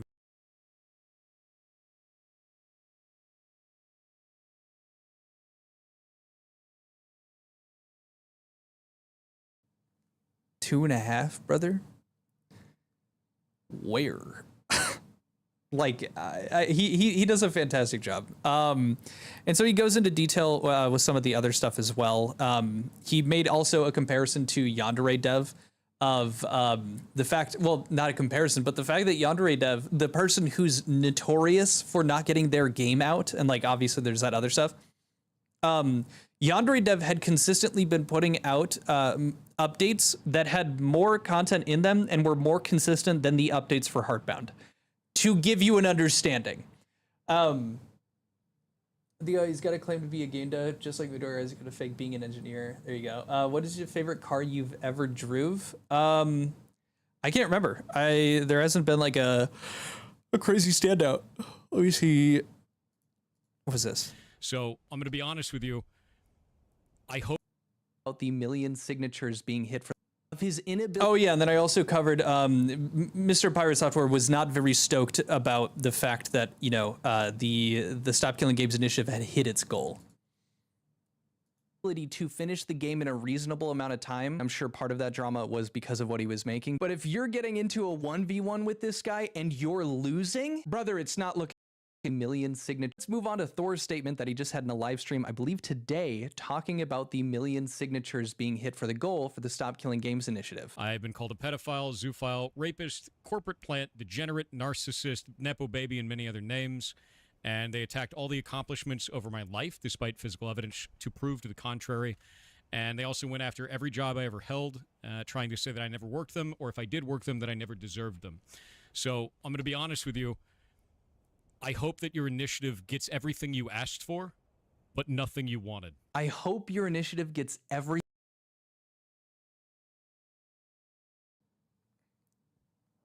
Damn. Yeah, so he was very clearly irritated. I think I also made a point. It's like, it's crazy that he threw in Nepo baby and narcissist with all of those like sex pest, like illegal, like calling him a pedophile, like allegations like that. It's crazy that he made those, like he bunched those all together because he said himself that he got his first job from Blizzard off of straight nepotism. And we've also, you know, in a recent video where I interviewed his former roommate and coworker / kind of like superior that he was chatting with, who made it very clear that yes, Pirate was also like incredibly impacted by his nepotism, which probably allowed him to keep the job the second time that he went around. But digressing a bit, yeah, he seemed very frustrated. Let me see here. Actually, turns out Slop News Network includes it at the beginning of his video, and I completely forgot. Here is that clip. I went to Blizzard in 2004, and like this is kind of my whole career, right? My first job I got through nepotism, 100%. My dad worked at Blizzard for 23 years. He worked at Blizzard for 23 years, so I got a job there in 2004. I'll be honest, it's a bit perplexing that yeah. So there's wait, hold it. Internet anarchist, what's good? Thank you for crediting me with providing like clips that I took off of live stream fails in your video. Ladies and gentlemen, this is Internet Anarchist. For those who don't know, right before I rode the coattails of the Mr. Beast drama, I got my start with a community that Internet Anarchist had put up that I joined to try to be better at YouTube. Thank you so much for being here. He like referenced me in a right. He used some clips that I had pulled from my videos in one of his recent in his Pirate Software video. I'd say go give him a sub, but there's a good chance most of you are. Thank you so much for stopping by. We're kind of just going over the entire saga of everything that I'd covered, giving updates, changes that have happened over the course of time, and just getting everything into one large video so that people that did not know what was going on will have something while I'm gone over the weekend. Hell yeah. Well, good stuff. Yeah, it's awesome to see you. Perfect. I think we got that. I don't think there was anything other. Of course, like the intro of the video was Pirate Software kind of giving answers to the Dr. K interview. Okay, so you guys, I'm sure, let me know in the chat. You guys have seen Dr. K interviews with like other content creators, right? Dose Vivid, I'm subbed to neither of you, but YouTube knows to recommend it to me. That's really funny. So I'm sure you guys know, like we've had some other Dr. K. He's the Healthy Gamer GG guy. He's worked with other people, but he also did one with Pirate. And I've done an application to do one of those. But let's be very real. If you are now, the main gripe that I had is that Pirate Software is very clearly trying to like lie, or not trying to. Pirate Software was lying or being disingenuous about how he would react to situations, and it seemed like he wasn't treating Dr. K like an expert in the field of psychology or therapy or like, you know, their discussion together. It always seemed like Pirate had to say something or disagree with him, and it just felt like a condescending thing. And they went over that, the arrogance, or like how it comes off as being arrogant. But the main thing that I kind of drew from that is that when you're doing a quote unquote, it's not therapy, but they were having this discussion and trying to be introspective. I think it's very, maybe it's easy to get caught up into it, but like we got to be aware of the fact that, let's say for anybody that has already taken therapy, even in a one-on-one situation, there's a good chance that you are going to lie to the therapist. Like for me, for instance, the first time that I'm ever like with a new therapist, like in the history that I've had, you're going to lie about a few things because you want them to like think you're cool. You want to be like a good person for the therapist to get into. And that ends up inhibiting you, right? Like you have to be honest to make any sort of growth happen. And to have someone like Pirate Software, who we already know clearly has a big ego, but like to sit down and have this like a discussion and introspective, you know, not therapy session online, there's no way that we're going to get like much truth out of that situation. Like you can't help but be performative in front of people. Like I don't act exactly like this in real life. Some other people can like chat with you guys, like my mods, like I'll chat in like a Discord call. I'll be a very different person. Usually I'm a bit lower energy, and I probably say a lot more ums and ahs than I'm doing right now. But so when you have this audience on top of like speaking with someone about this stuff, you're not going to actually get anything useful out of the conversation. Like it might be entertaining, but the odds that there are going to be some honest things coming out of it is very rare. Because it is performative by nature. It's a fucking live, you know, interview like that. So my main point was essentially just like, we can't really take any of that for like at face value. We have to assume that there are other intentions or like other, you know, subconscious decisions that are being made. That's where Pirate's going to try to make himself look better. And so when he's making these arguments, or when he's talking to Dr. K about how he would behave in certain situations, which I hinted at the beginning of the video, he acts and is in his showcase that he behaves completely different from the way that he said that he would behave in these situations. Anyone, or certainly not you, but this is just what I've noticed, is that sometimes when I'm like, oh, this isn't even in that part. Hold on. I am. But then I have another very valuable. I'm trying to be as truthful. Okay, I was saying all that. That was the intro clip, admittedly. What I'm going to show you here, though, is that example of like Pirate Software, like, I don't know, it felt like ego checking Dr. K and like saying that he disagrees with them, but then he ends up saying the exact same thing that Dr. K said that he would. I'll play the clip here. Truthful about this as I can. He never calls Thor a narcissist. And in fact, he mentions in this video, he's like, people are going to take this out of context and say that. So again, Dr. K isn't calling him a narcissist, but he points out that Pirate has narcissistic tendencies. And while I was doing research, amongst other things, for things to talk about, I found a few of these. Thank you, Gertznert, for the $5. You should clean those baseboards. I will plug it in for next stream and turn them on.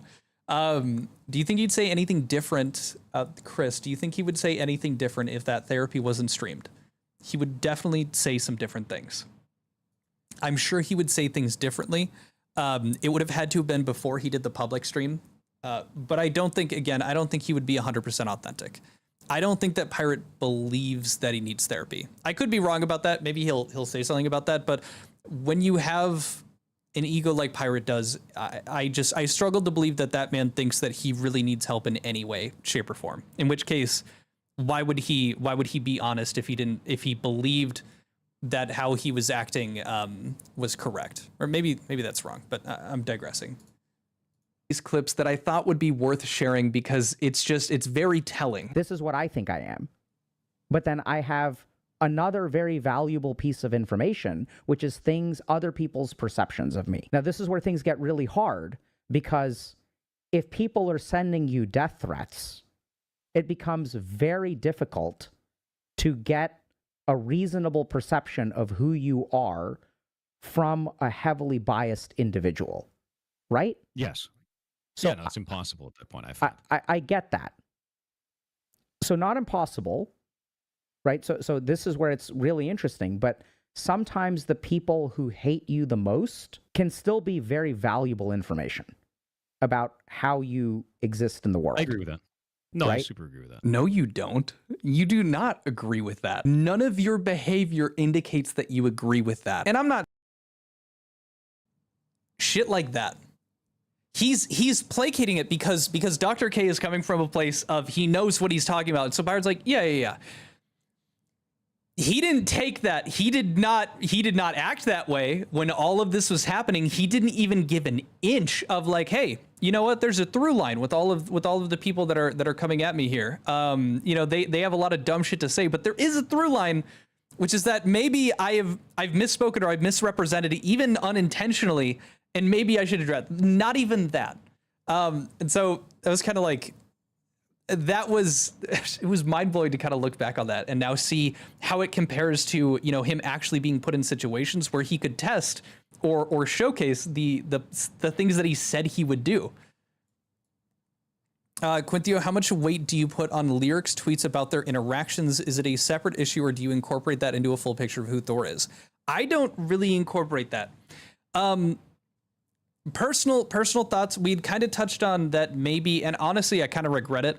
We had kind of touched on the potential cheating that Pirate may have done with Lyric and all of that stuff that got covered with Lyric and their website. For those who don't know, there were like sex pest claims. There was a recent sexual assault claim that was platformed by Lyric.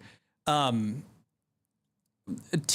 for me, it's relationship shit.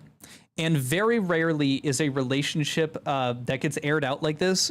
It is very rarely the full story. Like, you need to hear from both sides. And I doubt that Thor is ever going to fully flesh out his side of things. And moreover, it gets really fucking messy. Like, it really gets into, we're just kind of like armchair, looking at the relationship saying we would have done this, that.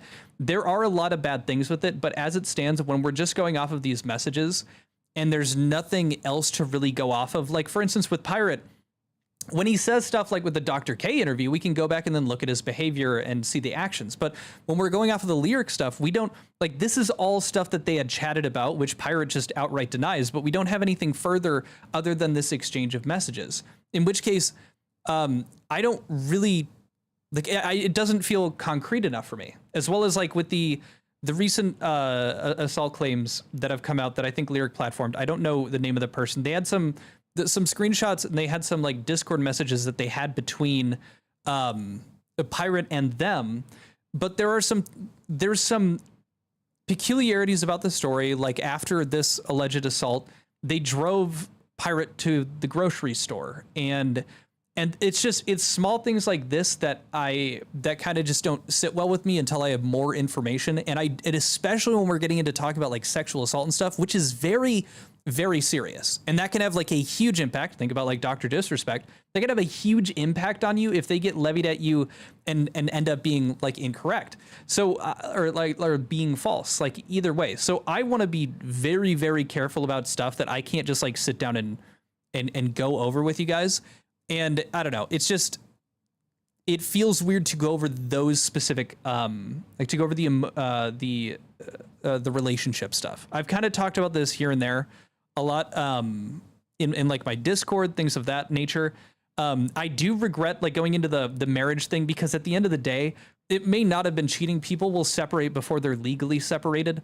I'm not well versed. I'm not going to speak to the subject like I'm an expert on it. I've kind of intentionally stayed a bit further away from it.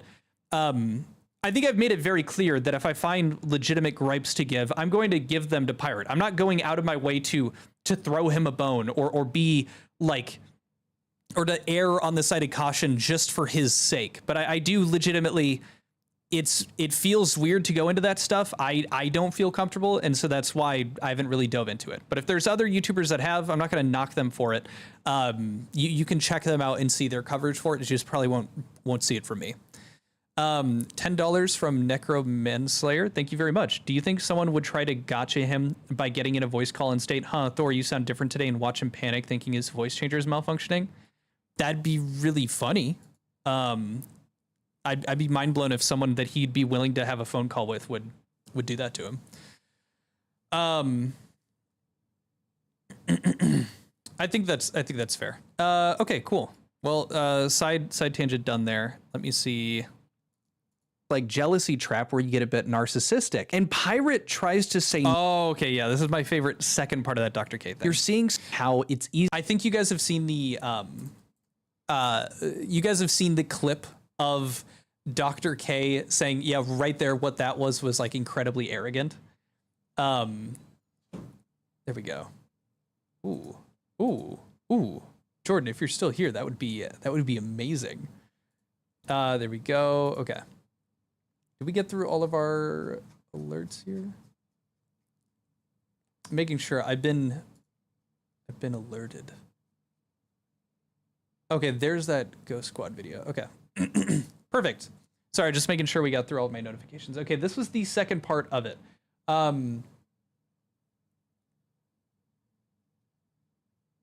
Here we go. Oh yeah, my brother's here. Say it to my brother. I just don't. And I wanted to show you this other clip because I think Dr. K really just happens to capture a really good moment with Pirate. Dr. K is talking about how, hold on. Okay, really quick too. The voice changer thing. I think it's dumb. I think it's really stupid. Okay, like what it boils down to, if we found proof somehow that he left a message or put like a sticky note out there into the world that was like, I lower my voice to sound cooler because it makes me feel better, sure, I'd make a video about it. But as it stands right now, his voice is lower with his microphone setup. Yes, like that's true. You can tell because in his streams that he'll do, I mean, obviously he's been taking a break as of last week, but if he steps away from it to like hold a ferret or something like that, because they like bringing him over, his voice goes higher. Okay, like it's not, to me, that is like the lowest, like a low, like there's no, I can't really find it. It's like, okay, it is slightly lower. Like that's the Shure SM7B that I have. It comes default with having the bass boosted. So if I didn't like go through and change it because I felt like it was bottoming out, my voice would be deeper innately. And like it just, broadcaster voices sound better. It's not like, I don't think he's going out of his way to do something crazy. And it's so easy for him to say it's not a voice changer because it's not a voice changer. It's just like the levels have been slightly modified. And he's really like, he's not going out of his way to hide it. If he's willing to like, you know, his high pitched voice, like you'll hear it be a bit higher in his streams that he's been doing recently. Oh, my mom's here. What's up, Mom? So yeah, I don't think it's relevant. But back to the Dr. K clip. Oh, it's easy to get narcissistic. It's easy to react narcissistically when you're seeing someone else do something like, let's say for YouTube, and they're taking like a quote unquote an easy route, or they're making content where it's just kind of recycling somebody else's content and not really adding much, yet they're getting rewarded. They're getting a bunch of views. It can be really frustrating, and it's easy to fall into this like jealousy trap where you get a bit narcissistic. And Pirate tries to say no to that, and then immediately is just kind of invalidating the point that he was trying to make. And Dr. K kind of calls him out on it and then moves on. I'm not accusing anyone, or certainly not you, but this is just what I've noticed, is that sometimes when I'm like jealous of people, this may be just me, who are taking the easy. I want you guys to listen to this clip with the knowledge that Dr. K is masterfully using as much tact as he possibly can to try to make sure that Pirate doesn't get defensive before he kind of directly is talking about him. Negatives, right? Like I'll give you an example, right? Oh, whoops, I jumped ahead. Just me noticed is that Kind of calls him out on it and then moves on. I'm not accusing anyone, or certainly not you, but this is just what I've noticed, is that sometimes when I'm like jealous of people, this may be just me, who are taking the easy path on the internet, it's really easy to get self-righteous. I don't think it's easy.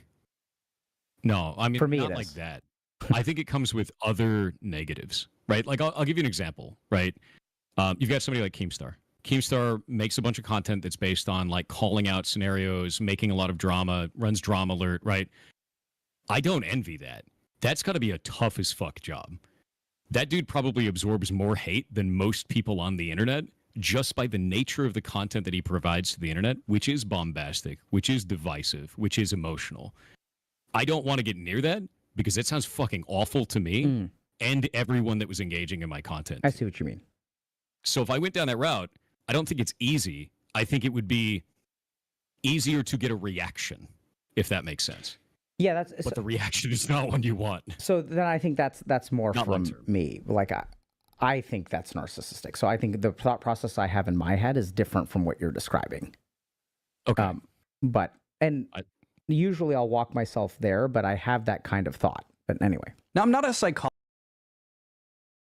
So yeah, also, hi Dad, my dad's here too. Oh, thank you for the $10 $10. Nathan, why hasn't anyone looked over his response to the Helldiver stuff? There's a ton of hypocritical stuff that he did that was called out, that he has called out other people doing. You're talking about like the mass review bombs, things like that. It's almost like mass review bombs are justified if there's just justifiable reasons to do it. Kind of like with that. Like, I mean, you could say that it wasn't because Helldivers had no, like the game developers that were impacted by that reporting on Steam, they couldn't stop Sony. Like, I guess that was the way to get into, like, to get the point across to Sony. But I'm digressing. Hi, Dad. I hope you're doing well too. It's glad to see you here as well. There we go. But that's the point. You notice, like, Pirate himself, he's like, well, no, I don't think it's easier. I think it's easier to get a reaction. You're saying the same thing because you're talking about a drama channel. Like the drama channel, like it is off of reactions. It is off of the story. So you're just saying the same thing, but slightly differently. And Dr. K, I mean, even if you disagree with my assertion there, Dr. K is like, well, yeah, that's what I view as narcissistic, but what do I know? And he kind of like just kind of diffuses and walks away from it. I didn't include it in the clip, but Pirate's like, well, I want to know what you were talking about. And he just kind of moves on and dismisses it. And it's just kind of like he tried so hard and tried to like set it up, be as incredibly tactful as possible, and it still didn't work. And it comes off that Dr. K just kind of checks out at that point. Yeah. He's just looking into my soul. Oh yeah, sorry. So I think I wrap it up there. Hold on. Obviously. That's something I think that Oh yeah, that we included that last part. Okay, so that was there with Pirate Software Can't Stop Lying. There we go. Pirate Software. My intro a week ago. The only logical, hold on. Is this the good comparisons that could be made? But I also think that, oh my God, this is when he compared himself to Coney 2012. All right. Who here knows or experienced Coney 2012? All right. Let's go ahead and start self-reporting, you old heads. Come on now, unks. Come out of hiding. From cows to your cup, it's thick like a dream milkman, Quintheo, the viscosity king. Thank you very much. Thank you very much. I was there for it. Old. Every single one of you. Point and laugh. It's okay. I just don't think that I was like on the internet in the same way that I wasn't on the internet in the way that Coney 2012 would have like impacted me or me cared about it. Because I was 12 years old. I didn't care about it. I think I was still using like a phone that had like the keyboard on it, and I was not really watching YouTube. Old and bald, yeah. Bald. It feels so recent. So I'm blown away that I didn't know about it, because like it is very clearly was a huge cultural thing, like the most viral video that quickly, like 100 million views. That's insane. This Quintheo guy sounds intelligent when he speaks. Pirate should take notes. Pirate sounds infinitely smarter than I am when he speaks. I'm still working on it. Thank you though. That's kind of you. You were 17 when Coney 2012 happened. Jeez. When do you start getting to get the senior discount? Like restaurants. I'm sorry, I'm giving you guys shit for no reason. It's just fun. Every time that I brought up the Coney 2012, a lot of people in my comments were like, whoa, why are you doing this? Well, Pirate Software compares himself to Coney 2012. He compares himself. I'll just play it. Best thing that I can equate it to is Coney 2012. Coney 2012 was a movement. Just show you the clip that I'm talking about. I do think that there are some people that get misled by that stuff and they get wrapped up in an emotional thing. The best thing that I can equate it to is Coney 2012. Coney 2012 was a movement in 2012 where everybody online kind of wrapped up into this big thing where they were trying to overthrow a Ugandan warlord named Coney, Joseph Coney, except he hadn't been in power for 4 years. This turned into like such like an internet zeitgeist thing where like everyone just like lost their mind. They're like, I gotta kill Coney, gotta kill Joseph Coney. They bought like stickers, they liked things on social media. It was like a big slacktivism movement, and people hated, like absolutely hated each other over this. Like if you didn't buy the sticker, you were a piece of shit. It's that level of weirdness at this point. It's just insane at this point to have that stuff. And I have people like sitting here on social media going and blasting every one of my posts saying that like I've been called all kinds of shit. You know, I've been attacked in all kinds of different ways. We got swatted 2 times this last week. Now, if you're anything like me, you probably don't know what Coney 2012 was. Maybe older people that are watching this are going to understand, but I didn't. So I went ahead and... Now, for the record, I was not saying older people and being mean. A lot of people took it that way, but I just meant if you were older, you probably knew much more about the Coney 2012 thing that was going on. That was the assumption I was making. This got taken out of context. I got ripped apart in the comments. There were people actively weeping in the comment section. I felt bad afterwards. Let me see here.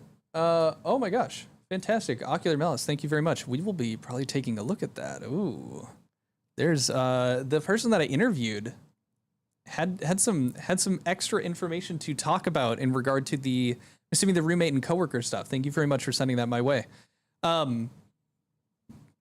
So let me go over this. I think I have some of my comments here. I feel personally attacked by maybe older people watching know what Coney 2012 is. That had 2.5k likes. I'm sorry.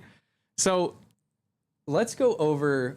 I think the most ridiculous thing is that he was comparing our senior discounts. Well, you have to pay full price. Fair enough, man. Fair enough. I was 18 2012, but never heard of Coney 2012. That's what I feel less bad then. I feel less bad then. That makes me feel better. Thank you very much, Tapio. I said your name wrong. No, I know it's a joke. I know they were riffing. There were other people like, why are you calling me old, you youngin'? Did some research, and I found some really interesting 3 million viewed video from Invisible. So, I found the video. I pretty much go over what Coney 2012 is. Check out this video, or like if you just search Coney 2012, there's great documentaries about it. Let me see here. People that were in support for the movement. The tens of thousands of death threats that he's received. Pirate is trying to make.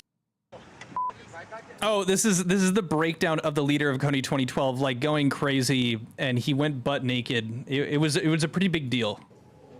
This is a very nuts situation that happened. Like, I guess I understand why I missed out, but had I been like internet, like culturally conscious at that point, I probably would have loved this so much.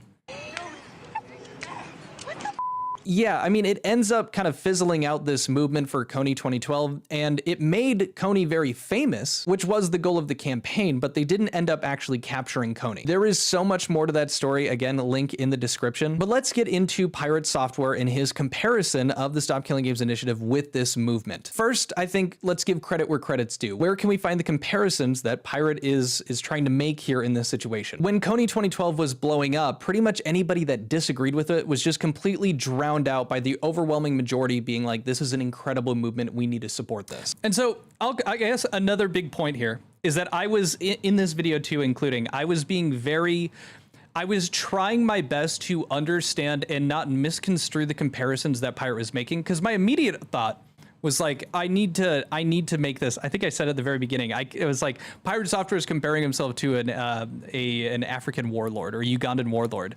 But like I was being much more legitimate in the rest of the video about making, okay, what comparisons was Pirate actually trying to make? Or like, what could I assert being like the most reasonable ways that you could compare these? And then how does this comparison make absolutely zero sense? But I did my best to be both sides here. Why is my bill uneven? Because it was a $20 hat, and apparently a $20 hat is not deserving of an even bill. They fucked my shit up. There was like a sense of moral high ground for the people that were in support for the movement, because it was about, you know, child soldiers and how that's not good. I'm assuming Pirate Software here is comparing the Stop Killing Games initiative in the sense that pretty much everyone is behind the movement because it's good for consumer rights, for, you know, the health of games. And because he disagrees with the initiative as he understands it, he's faced an insane amount of pushback. And even as he's claimed, you know, he's been swatted 2 separate times and all of the tens of thousands of death threats that he's received. I've had tens of thousands of death threats a day, including to the moderators and the rest of the team. And yes, you can make the argument that you lose the nuance of the situation when it gets this big. And especially when there's, you know, emotion behind it, like the preservation of video games. You get a bunch of gamers that are tuning into this situation. Yeah, it's going to make it harder to, you know, assess legitimate critical information. It's easier to just fall in line with the majority. That's just kind of just a real quick side note.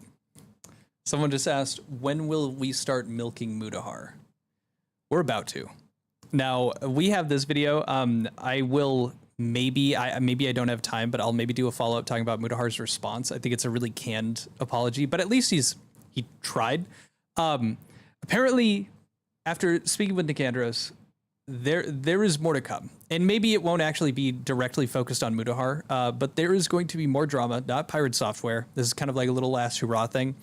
There is some very, very interesting, like vile shit that's going to be coming out within the next, I would say, couple weeks here.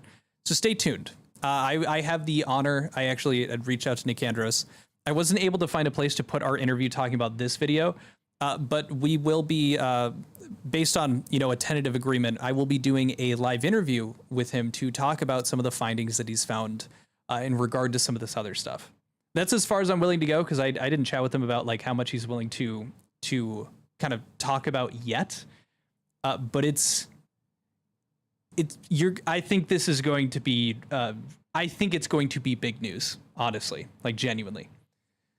But more on that in the next couple of weeks. Continuing on with this, it was like the comparisons between this and Coney, right? A universal truth. We understand that. And I think the other thing that I could give Pirate credit for is that the narrative over time with both of these has kind of become more simplified. Like for Coney 2012, they made a clear villain, you know, Coney, and then a simple solution, just make him famous. And that's all that there was. They didn't go into the complex situation that was happening in Uganda. I'm not going to act like I know it, but it doesn't take a rocket scientist to understand that, yeah, maybe we didn't understand the intricacies of what was going on in Uganda at the time. And for the Stop Killing Games initiative, yeah, we can start to lose a bit of that nuance and a bit of that conversation being had when we're just looking at the fundamentals being like, hey, we should be able to leave games in a functional, playable state. I think the majority of content that has covered this entire situation doesn't go in depth on that because it ends up getting a bit more complex. And there's not, you know, as many game developers as there are people tuning into drama, right? But if you're interested, I'm actually going to link a video right here. This is my interview that I had with a game developer to talk about some of those intricacies. But if we're being honest, like that is another potential good point. The Stop Killing Games initiative,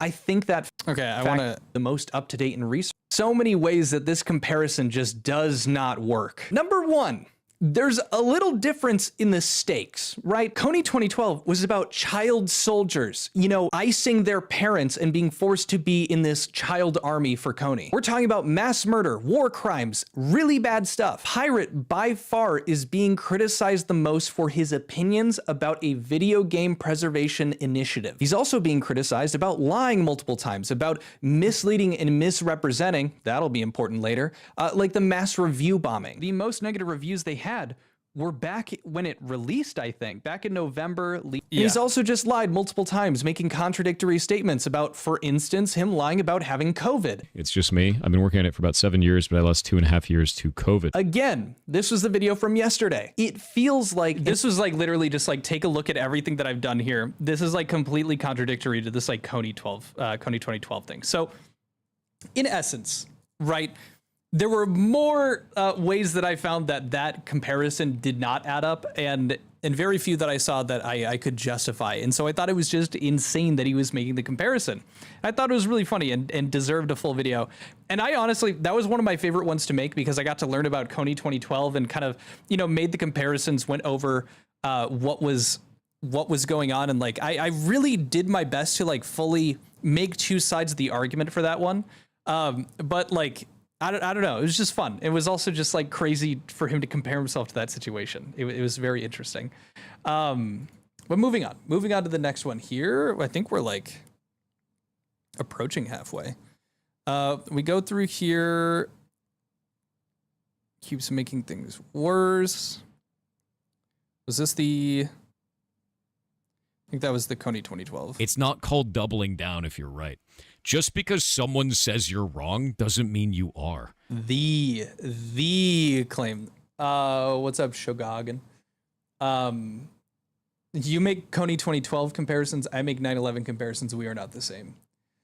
Dude lies about his name, lol. His name isn't even Thor, but he wants to be called that.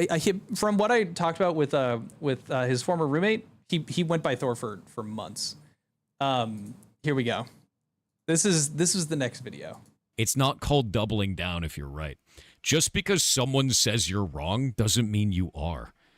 That's the part that's insane to me. The internet today hates a person who backs down and also hates a person that doesn't back down. That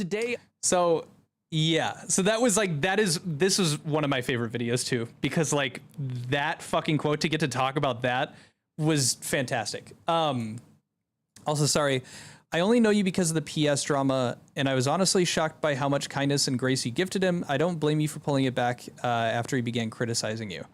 Thank you very much, Stacy. I didn't reel it back after he began criticizing me because he did.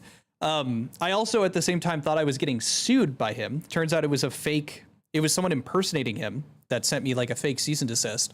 But I was actually going to stop talking about him a little bit before that. Like I had pretty much like gone through everything that had come out, and he essentially gave me another video to make.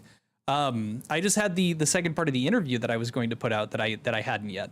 But there's not really much new drama now that he's taken a break. I don't really have a reason to cover him. There's more interesting stuff with like Mutahar and that kind of stuff going on. Is this if this really is the end, assumedly this is thank you very much. Okay, but yeah, I think this one kind of, oh yes, this was the graph. On my live stream, I covered a couple of things, like pirate software being absolutely delusional, as you just saw in the intro, but also going through his tweet where he was talking about the graph, showcasing that maybe he didn't have a significant impact on the Stop Killing Games initiative. And maybe someone can correct me or like maybe fact check this right now. Does anyone have the stats? Like, do we know the majority of his audience, where in the world they are? I could be wrong, so please just take this with a grain of salt. I believe he has a majority audience in that region, like in the EU, in Europe, not in the US. I could be wrong about that. I'm assuming it's USA, but I'd heard that, and so I was trying to see, I guess just doing a little litmus test with you guys. Was that something that was actually revealed and I just didn't hear about it? I heard a few people talk about it. But I'm digressing here. Let's talk about this. So he did this graph. Let me remove my face here. he showed this graph showing that, there was no significant trend. And so what I did is I did a little detective work, and I actually went through and checked like tit for tat the day-to-day changes that were made through the graphs. I've done a little bit of research myself, and now I want to show you guys the clip from my video where I'd done a bit of digging. So I went ahead and I checked through here. I matched up the view count that he had received for that video to a graph showcasing that time of day. And so you can see this is actually the day before. The part that I want you guys to listen to is towards the end here when I'm going through this. So using this graph, I could make the argument that, yeah, after Pirate posted his video, we see it go from 23,000 the day before to 14,000. And it stays going on that downward trend from when he put out his video. Now I feel like that's, so Quintheoception here. So I'm realizing, so this is parts that I hadn't gone over in the video. But essentially, I went over that. I showcased, okay, we could just make the argument the other way around, that you were not providing, yeah, we just needed a third one. Sorry, the Quintheoception. We can make the argument going both ways that he impacted or didn't based off the graph, but as it stands, there is not enough data in this graph to actually make any usable or useful estimations or understandings about his impact. Like, that graph isn't going to show you guys if people are just seeing, and I kind of went into it when I'd covered it, but that's the graph isn't able to record that people that just see that there's friction going on with the Stop Killing Games initiative are not even going to interact with it. Like how the conversations about it, because of Pirate Software's misrepresentations, how that impacts it. There's so many other variables where it doesn't end up making sense, right? So I was essentially saying that there were graphs that were put out that corrected this information a bit after I had made my post, that made it look really bad, that really made it look like Pirate Software after his live streams, it tanked the signatures. And I was like, I want to be fair. And the argument that I made when I made my first video talking about the fact that this graph is not going to be reliable to show this information, I'm holding the same energy going forward. Even with this new graph that's showing it, again, it's not showing any other useful information that would really give us what I would estimate an actual, a reasonable, what was that? I'm rambling here. A reasonable evidence, a reasonable amount of evidence that would be enough to support that he had this impact. The graph is just not going to be able to show that, regardless of if it makes Pirate look good or bad. It was still just it wasn't enough, and I wanted to hold that same energy across the board. Not conclusive, right? So that was also just me trying to be holding myself accountable, because the first thought I had when I saw it was oh, I can make that argument, but I'd already, I think, made a good argument. I didn't want to just switch sides because it benefited me. I did want that, but I was like, no, don't do it. So I go over that new graph. Here is a picture of that graph. This is that new change that they had made. So this is showing the original streams that he had done. And after his second stream, it plummeted. And so that's what people were kind of going crazy with. And then this. Wait. Oh yeah, Notch noticed my video and was linking it to people, and I thought that was cool. The guy who created the game I grew up playing reacted to it. That's pretty much a nothing burger though. There was a Stop Killing Games initiative response by the big gaming companies, so I went over that as well. And then that it's not doubling down if you're right. It's not called doubling down if you're right. Just because someone says you're wrong doesn't mean you are. That's the part that's insane to me. The internet today hates a person who backs down and also hates a person that doesn't back down. Yeah. Yeah. I was worried that maybe that had been a clip from way back, maybe a couple months ago. That was yesterday. After everything that has come out, after everything that has been covered, gone into detail with about everything, the multiple lies through everything, every single video that I've damn near posted this last, 7 days. And all of this amounts to doubling down. It's not doubling down if you're right. It's people have had to kind of look between the lines or just kind of blur their eyes to see the ego. And this is just I don't know, what is that called? The culmination, the creme de la creme, the pinnacle of all of his ego surmounting into one singular moment. Oh yeah, yeah. People thought that was such a bizarre ending to my video too, because that was from a live stream that I had done, and I had cut it down for that video. But so that was kind of like, okay, well, this is probably like the most the most clear example of him kind of going nutso. Let me see here. I think we're getting about, yeah, okay. We just have a couple more to go through. So this leads into, for those that are like new here popping in, essentially we're just going over everything. I'm going to cut it down into a mega VOD so that we're going to have one entire, video that goes over everything that had gone down, at least in terms of like the coverage that I had made about everything that had been going on. But so, the piece de résistance. Yeah. So, after this, that is yes.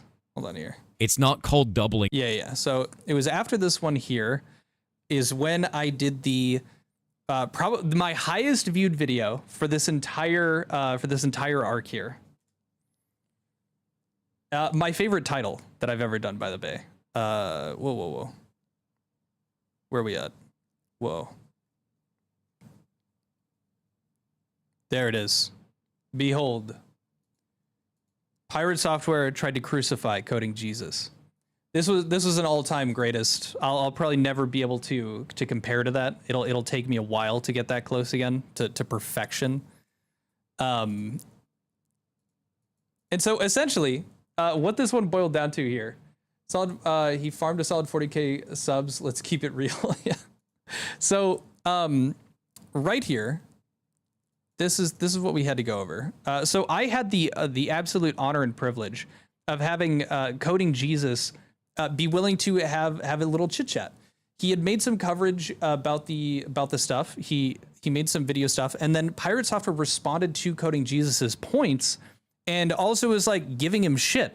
So I was like, hey, do you want to have like some kind of response? Because at that time, Coding Jesus, like, I'm not really interested in getting super deep into the drama aspects of it. So I sat down with him in a chat, and we went over this compilation of clips of Pirate Software bitching and moaning about what Coding Jesus had to say. And I just had Coding Jesus right there chat with me about it. This is disingenuous at best and an obfuscation tactic at worst, because as you can see here, there's a lot of numbers here. It's very obvious when I'm talking about a magic number. I'm talking about things like 1, 0, 15, 270, 360. I'm not talking about what my mouse just happens to be highlighting, which is SPR Spark. Yeah, and that's actually not my cursor, that's his. I just realized, because that's his video that I'm looking at. I can't highlight his code in his video. So he has his cursor on Spark, and I'm talking about all the numbers around that, but he's zoning in on Spark. It doesn't make sense. I don't know why he decided to do that. He has this repeating theme where somebody gives him a question, and then he pivots to something that somebody didn't even ask or address to try to get out of that question. Now, recently, like just yesterday, this guy right here, our man, my man, Coding Jesus. This man ended up going fully in detail. What's up, Quintheo? So we go over that, and then here it is, actually. There we go. Come on. Pirate Software responds to Code Jesus' video dissecting Hardbound. So it was 7 minutes. So we had a few clips, and to Coding Jesus' credit, I mean, he doesn't need that. He's been doing awesome here, but he came to me and he actually had made timestamps of the parts of this like 7.5 minute clip from Livestream Fails that he wanted to go over. So we tackled each of those points. And I essentially, because I know absolutely fucking jack shit about coding, did my damned best to, whenever I heard Coding Jesus talk about something, like hear it, digest it, and then try to break it down into stupid people terms so that I could like nod along and understand what he was talking about when he was getting into the coding aspect of it, and then try to like give that information to other people that are not well versed in coding. And based on the comments, I think I did a decent job. And then pretty much anybody that like really could understand that coding stuff ended up following up and like going over and watching Coding Jesus's videos, because he went way more in depth about those points himself. So here we go here. And it's 7 minutes and 30 seconds of clips. Now, some of this stuff was technical talk. longer than he has. I built a consistent audience producing content that. Oh, and he was also calling Coding Jesus a grifter and saying that he was just doing it to like get more people interested in looking at Coding Jesus's stuff that he sells. Like he would sell an hour long private conversation with Coding Jesus and someone to build up a resume, go over coding stuff, things like that. In which case, I talked to Coding Jesus. We went fully into detail about some of that stuff. I was an acting coach for a couple of years. My base rate when I started was like $25-$30 an hour. And by the end of it, it was $90 an hour because there were more people interested in working with me, but I wanted to spend like less time. So I charge more. It weeds out people that aren't like willing to pay that price. Other people are willing to. And Coding Jesus did the same thing. We did kind of like a full rundown of like the different points that were made. I think that actually ends up coming out in a later video. Let me see here. Yeah, I do believe that ends up coming out later. But so that was like another thing. He was just trying to go after Coding Jesus for that shit. And it was just like, it was so dumb. It's like, that's just kind of how gig work, that's how gig work evolves and goes as you get more experience in your expertise that you're selling. Off the question, which was, why don't you iterate over them in a for loop? So yeah, honestly, this one, it's a 33-minute video, so I don't want to go like fully in depth about each of the points here, but that was essentially Coding Jesus and I sitting down and going through and kind of tackling each of these points. And then also like, oh, you know, this guy must have a crazy ego to name himself Coding Jesus, and he's going to come after me for being like narcissistic. Bro is named Coding Jesus because bro looks like Jesus and he codes. That's the whole bit. Like he had a good reason. It was branding, my guy, you know? And so that leads us into, we go back here, down. Okay. Mudahar. What's up, Mudahar? So there we go. Crucify Coding Jesus. Pirate Soft. What did I do with this one? All these intros start bleeding together. You know, you guys say that you struggle, like keeping up or like understanding which video is what. I'm with you. Whoa. Oh, my audio cut out. There we go. There we go. So then that leads us into Pirate Software accidentally proved himself wrong. He has no idea. This is Editor Connor letting you know that this was pulled from a live stream if you can't tell already. And I'm just giving you a heads up because usually when I end up Oh, talk about I got really amped. In my pre-log. Pirate included. Oh, yeah. So for those who don't understand what I put out, so this was me going over the fact that graph got updated, I believe. Blog and some of Pirate Software's previous very public admissions about how he views the Stop Killing Games initiative. You check his detailed thing about, we understand this, Stop Killing Games initiative. Yeah. Believe it or not, just so we're all on the same page, he is not talking about the vicious proxy war between North and South. Primary reason is related to... he talked about the Steam ban in Vietnam. It has happened. You haven't been around long enough. Legitimately. That is a terrifying prospect. Letting the government get into video games. In video games, right? Okay, yes. So I think this had to do with... Hold on here.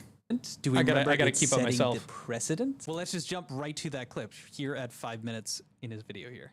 To say like, oh, you know, that'll get worked out down the line. But we're dealing with government here. If Stop Killing Games initiative would be setting the precedent that we're about to hit. Stop Killing. I think it had to do. Yes. Like, okay. Yeah. So essentially, this was a message. This was a vlog post that Pirate Software had linked in regard to talking about how the Stop Killing Games initiative is bad.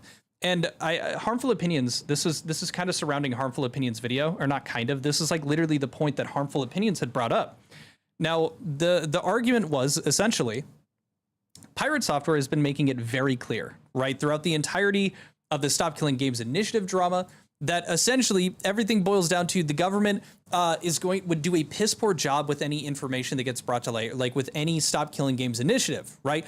Putting government in this stuff would be bad, okay?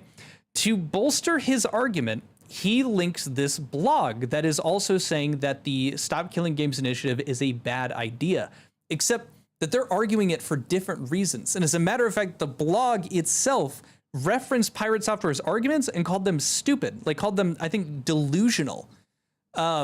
This is that part where we kind of like actually go into it. I spend all that time building up and like showcasing that Pirate Software was very much like making it very clear that his stance was that if the government gets involved, it's going to do a terrible job of managing it. It's dumb. That doesn't make sense.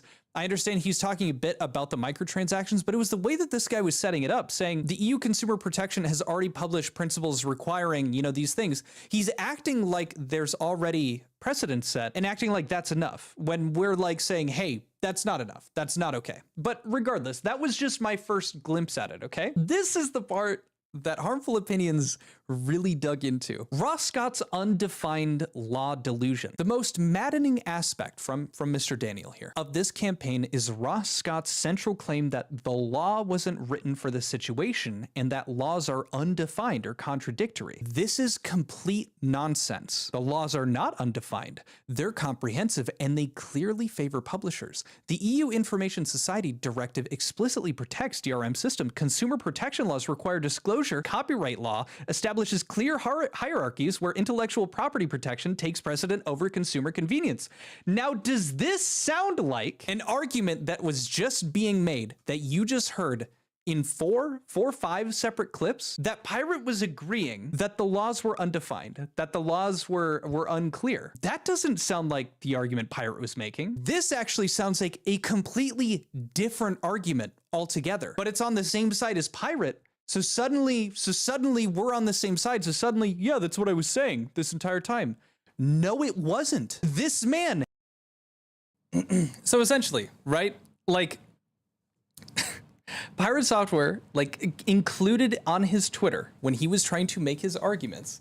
And again, like all you'd have to do is just read through the fucking blog post. But I think, you know, I'm guessing he didn't.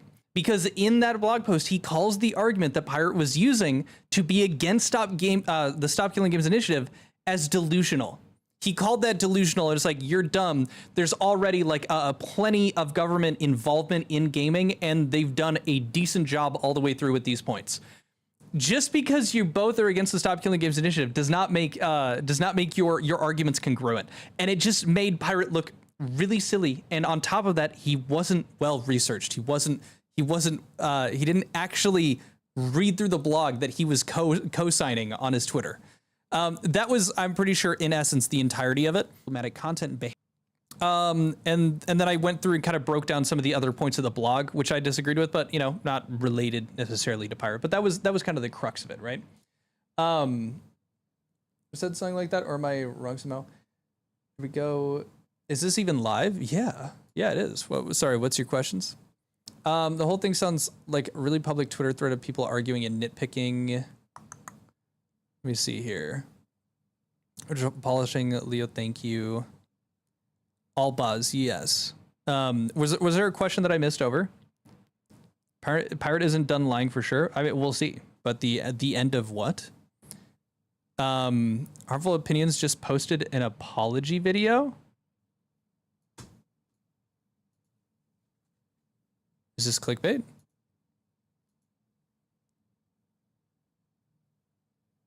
Did Harmful Opinions? Hold on.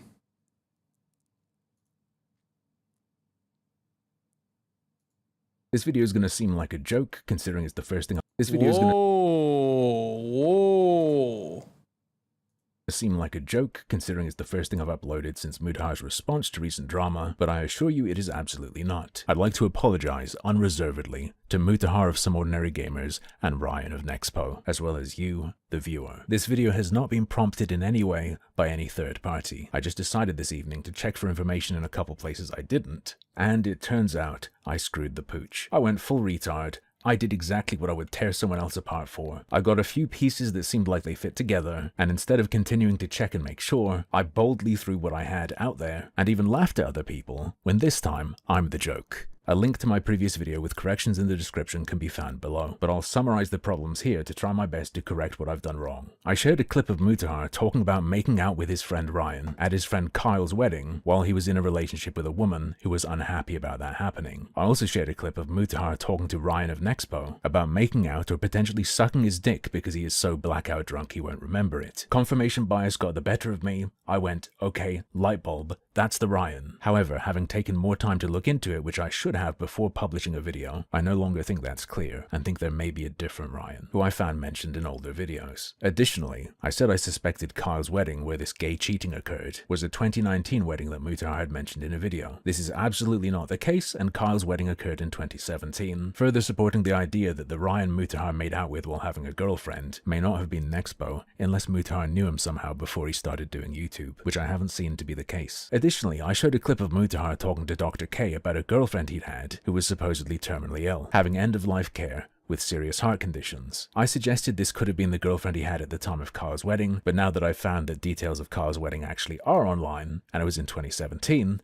that must be incorrect. An absolute embarrassment. I don't know what I was doing not putting in the time I needed to, and I again apologize unreservedly to Mutahar of Some Ordinary Gamers and Ryan of Nexpo. I'm not sure how likely it is that either of you will see this, and I don't expect forgiveness given how intensely I went at and have been going at Mutahar, but I am genuinely ashamed of my lack of due diligence in this instance. Of course, actions speak louder than words. To demonstrate my remorse and my understanding of how badly I've failed here, not just with regard to the two public figures I've wronged, but also my duty to you, the audience, I will not be covering any further developments in this or anything to do with Some Ordinary Gamers beyond looking at other people's coverage on stream, because given my terrible performance in that previous video, I don't think it's reasonable to expect anyone to trust me when I publish original coverage. It's good to check things yourself and you shouldn't trust blindly, but that's not the reality of how people watch YouTube. Trust is a major factor. I've been presenting myself in a way that I simply didn't live up to in that last video, and when someone pretends to be something they're not, it would be ridiculous and wrong just to expect everyone to overlook that. Should something worth talking about come up in future, it will have to be after I believe I've earned the right to expect your trust back. I will make no defense of my mistakes. There is no defense. It was simply wrong not to take the time I should have. I was cocky, aggressive, arrogant, and negligent. I deserve all of the mockery I directed at Mutahar in that last video, and more. And while I stand behind the videos before the last one, they cannot be weighed against these mistakes. You cannot say, sorry I did something wrong, but look at all this good I did. Good behavior doesn't buy you the right to do something wrong now and then, as a treat. If anything, it only makes it worse, because it means there's a bunch of stuff that's worthwhile that your mistake undermines people's ability to trust and want to engage with. I present myself as competent and having an eye for detail. I talk as if I'm better than those I'm covering, but in that last video, that was absolutely not the case. It might come across as weird that I'm saying so much and I'm not trying to self-flagellate or something, but if I don't make it clear that I know everything I have to be sorry for, why on earth would you believe I'm sorry at all? Not to say it's merely about convincing you. In fact, I'm sure many of you do not care either way. You just like a video that'll give you a laugh. But it's not about you feeling offended or feeling wronged. It's about what I did being wrong. I am sorry for what I did wrong. And once again, I apologize unreservedly to Mutahar of Some Ordinary Gamers and Ryan of Nexpo. Damn! Ladies and gentlemen, that's how you do an apology video. Holy shit. Well, that's good to know. So we didn't really go over this. This is definitely kind of a non sequitur. This is kind of like very off the rails. So apologize. You guys have saw the pirate stuff, but let's really quickly dive into this. Shout out to Harmful Opinions. That's how you fucking do an apology. Holy shit. Yeah, everybody take notes. So TLDR, Mutahar has been in a lot of recent drama, and it looks like, oh, I think he deleted the video. He deleted the previous video. It was getting a lot of attention because it was like the gay scandal or something, where he was alleging that Mutahar had made out with this dude named Nexpo. Let me see if I can pull up his channel. Nexpo is a very, does anybody here know who Nexpo is? Nexpo, 3.7 million subs. Yeah. So this guy right here. Yeah. So he was making a claim based off, you know, what he had seen, that they potentially, like, either Mutahar sucked this dude's wiener, Nexpo, or that they made out, And they did this during a time that Mutahar had been dating, allegedly had been dating this terminally ill gal. So it was like kind of cheating on them and being gay. And so it was poking fun at that. But as he had just said, as you guys just saw in that apology video, This video is going to let me see here. Previous video. Many people would say, Oh, he made it unlisted and then he made corrections. Okay, cool. Well, now I can show you guys. He just linked it in the description here. Thank you for bringing that up in front of me here. Whoops. Thank you for bringing that up in front of me. So this was it. Mutahar's gay cheating scandal. Updates, corrections in description. So updates. Found older mention of a possible Ryan that is seemingly not an Expo. While it previously seemed apparent that it was the Ryan being referred to, it is likely this other Ryan. Upon further checking, this is at a different time. So if I had checked the drunk stream clip more carefully, I would have also seen that Kyle's wedding was not in New York. The info actually was there. Story of cheating on his girlfriend at Kyle's wedding, of course, stands on its own as an amazing tale, but I should have taken more time checking this out there with questions. Before throwing this out there with questions I could have found the answers to on my own, and stating things that are apparently a certain way when I didn't do my due diligence. My unreserved apologies. Yeah, that was it. Muta, there we go. So just fully, he fucked up. He didn't do the research. He made claims like he did do the research, but that's how you handle it. you fucking unlist the video. You make your corrections. That's incredible. Like obviously, yeah, like it's bad not to do your research. I'm definitely gonna have to. I'm led to believe I'll have to do something like this in the future, assuredly. But I really appreciate the way that he handled that. That was textbook. But there's some of that extra information for you guys. It's gonna do one bad thing and his career's over. Lol, that's what happens when your career is taking others down. I don't think so. Harmful Opinions has been around for quite some time. I think someone being able to admit when they fucked up their research and is very transparent about that and is willing to engage in very clear growth. I think that shows that someone that won't just completely fuck up once and then disappear off the face of the internet. Harmful Opinions comes off as someone that actually strives to improve themselves. What headphones do you have? I have these IEMs. They were like $120 on Amazon. I don't know if the name is on these. Super Mix 4s. Would you play the Heartbound demo and give it an honest review afterwards? Sure. I have seen, my opinion on it is definitely kind of tainted because I've seen it, quite a few videos talking about it. They are IEMs, yes. But sorry, okay, so I'm so wrong. Shown where Pirate is saying, yep, because I know what I'm talking. Okay, yeah. Just cringe behavior. Trying to go back here. Honestly, I'm looking at the time. All right. Admittedly, I'm a very EP guy. I was up till 9 a.m. this morning, making the Mutahar video that I had made. So I think, did Pirate react to the Meat Canyon video? I think we could go over, should we go over the Meat Canyon video before I go? I think what I'm going to do is we'll pause it here, and then I'm going to do tomorrow morning, I will go over the second half of the Pirate stuff to close this out. I have not been taking care of my sleep schedule. I'll just keep it a buck with you. Where is Victig? I meant to make this guy Victig. Go ahead, leave a message here in this. I forgot to set you up here. So I'm gonna have that other part out of mana. So Real King. Let's go over the Meat Canyon video before I wrap this up, though, because that is pretty relevant news. And I really do want to cover the other stuff here tomorrow so that we can kind of go in depth, because I think that there's going to be a few more corrections / updates that I haven't necessarily gone over yet with you guys, just because there wasn't a video to be made. There were very small pieces of new pirate drama that just wasn't. I couldn't justify making a full video out of. Let me see here. Where is it? There we go.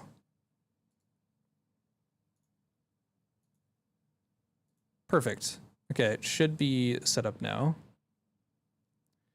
Oh man, me either. I'm always up late editing till like 6 a.m. Yeah, it's just brutal. Okay, let's go over the Meat Canyon video. Now keep in mind, we should also include that Meat Canyon, or that Pirate Software for a brief time had changed his profile picture to that of Meat Canyon's drawing of him. So let me go over to this really quick here.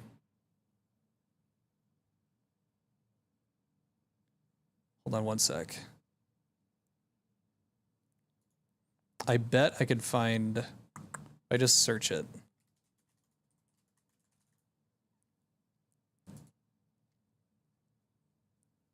Here we go.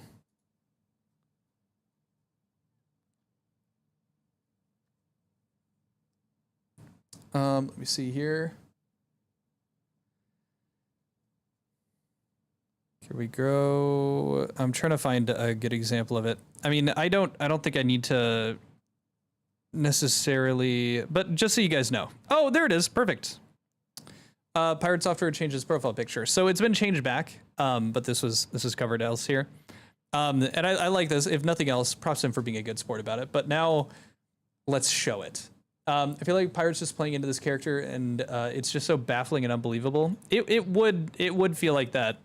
I think it was almost, I was coming into like maybe that idea before he went after me. But after that, no, I don't think he's really playing a character here. Although, you know, you could say he gave me another video. So I, guess thank him for that. But let's go over this. Oh my God. Okay. Do it correctly. Yeah. All right. Enjoy. Chad, so today I was supposedly cursed. I saw this woman breastfeeding her child in a non-optimal way, so being the kind man I am, I showed her how to do it correctly. I told her— Let me give you a warning. Let me give you a warning right now. If you've never seen a Meat Canyon video, this might not be your entrance. This might not be the way that you should be introduced. You might not really like this. Have a bucket ready if you're squeamish. You should have the child latch at a 30-degree angle. That way, when her milk begins to extrude from the channel, it will flow more rapidly with the babe's suction, as followed.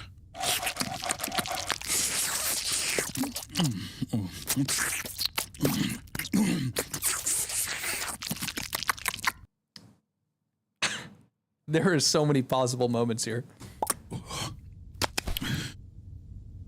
She got irrationally angry when I proved her wrong and put a curse on me. Not that I believe in curses or anything. Also, I think you guys need to appreciate it. Over here, hunger level 0.9, sleepiness 0.4, mood fussy, breastfeeding, burping, cuddles, feed method, breastfeeding, duration 8 minutes 18. Put a curse on me. Not that I believe in curses or anything. The curse is real. Look at your legs.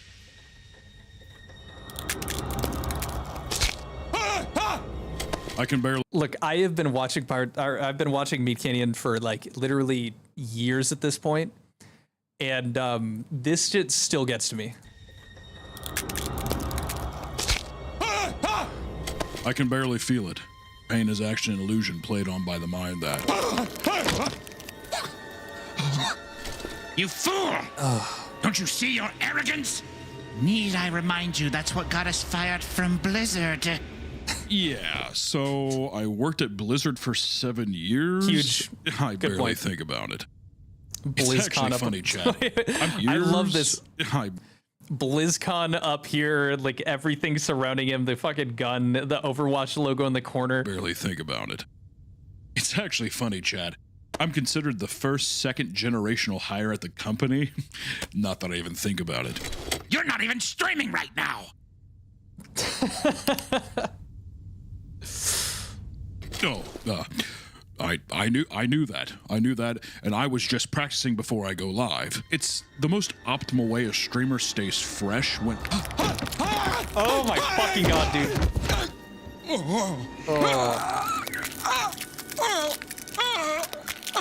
You can at least admit that telling a woman how to breastfeed her child was wrong. Oh my God. I would be willing to concede such an argument if it wasn't something I'm so well versed in. Let me explain. You see, a gypsy's breast is typically in the cup size of B to C, albeit small. I know that Meat Canyon just wanted to have an excuse to draw titties in MS Paint. It provides ample milk. Breast is typically in the cup size of B to C, albeit small. It provides ample milk for her freshborn.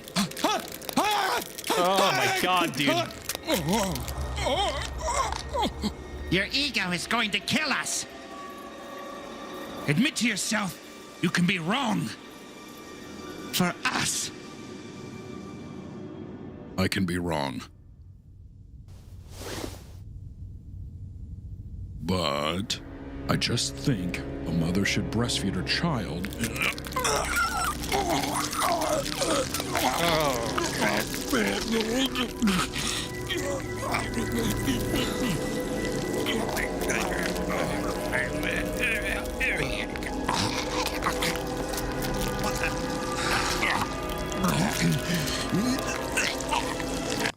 Look at how full of himself he is. You get it? He put his feet in his mouth. It's symbolic. Now genuinely, that is like a incredibly tame Meat Canyon video. That is like and maybe someone could disagree with me here. He's done like XQC1. He's done other big content creators where he just is kind of like taking the piss out of them and just kind of like very much characterizing them.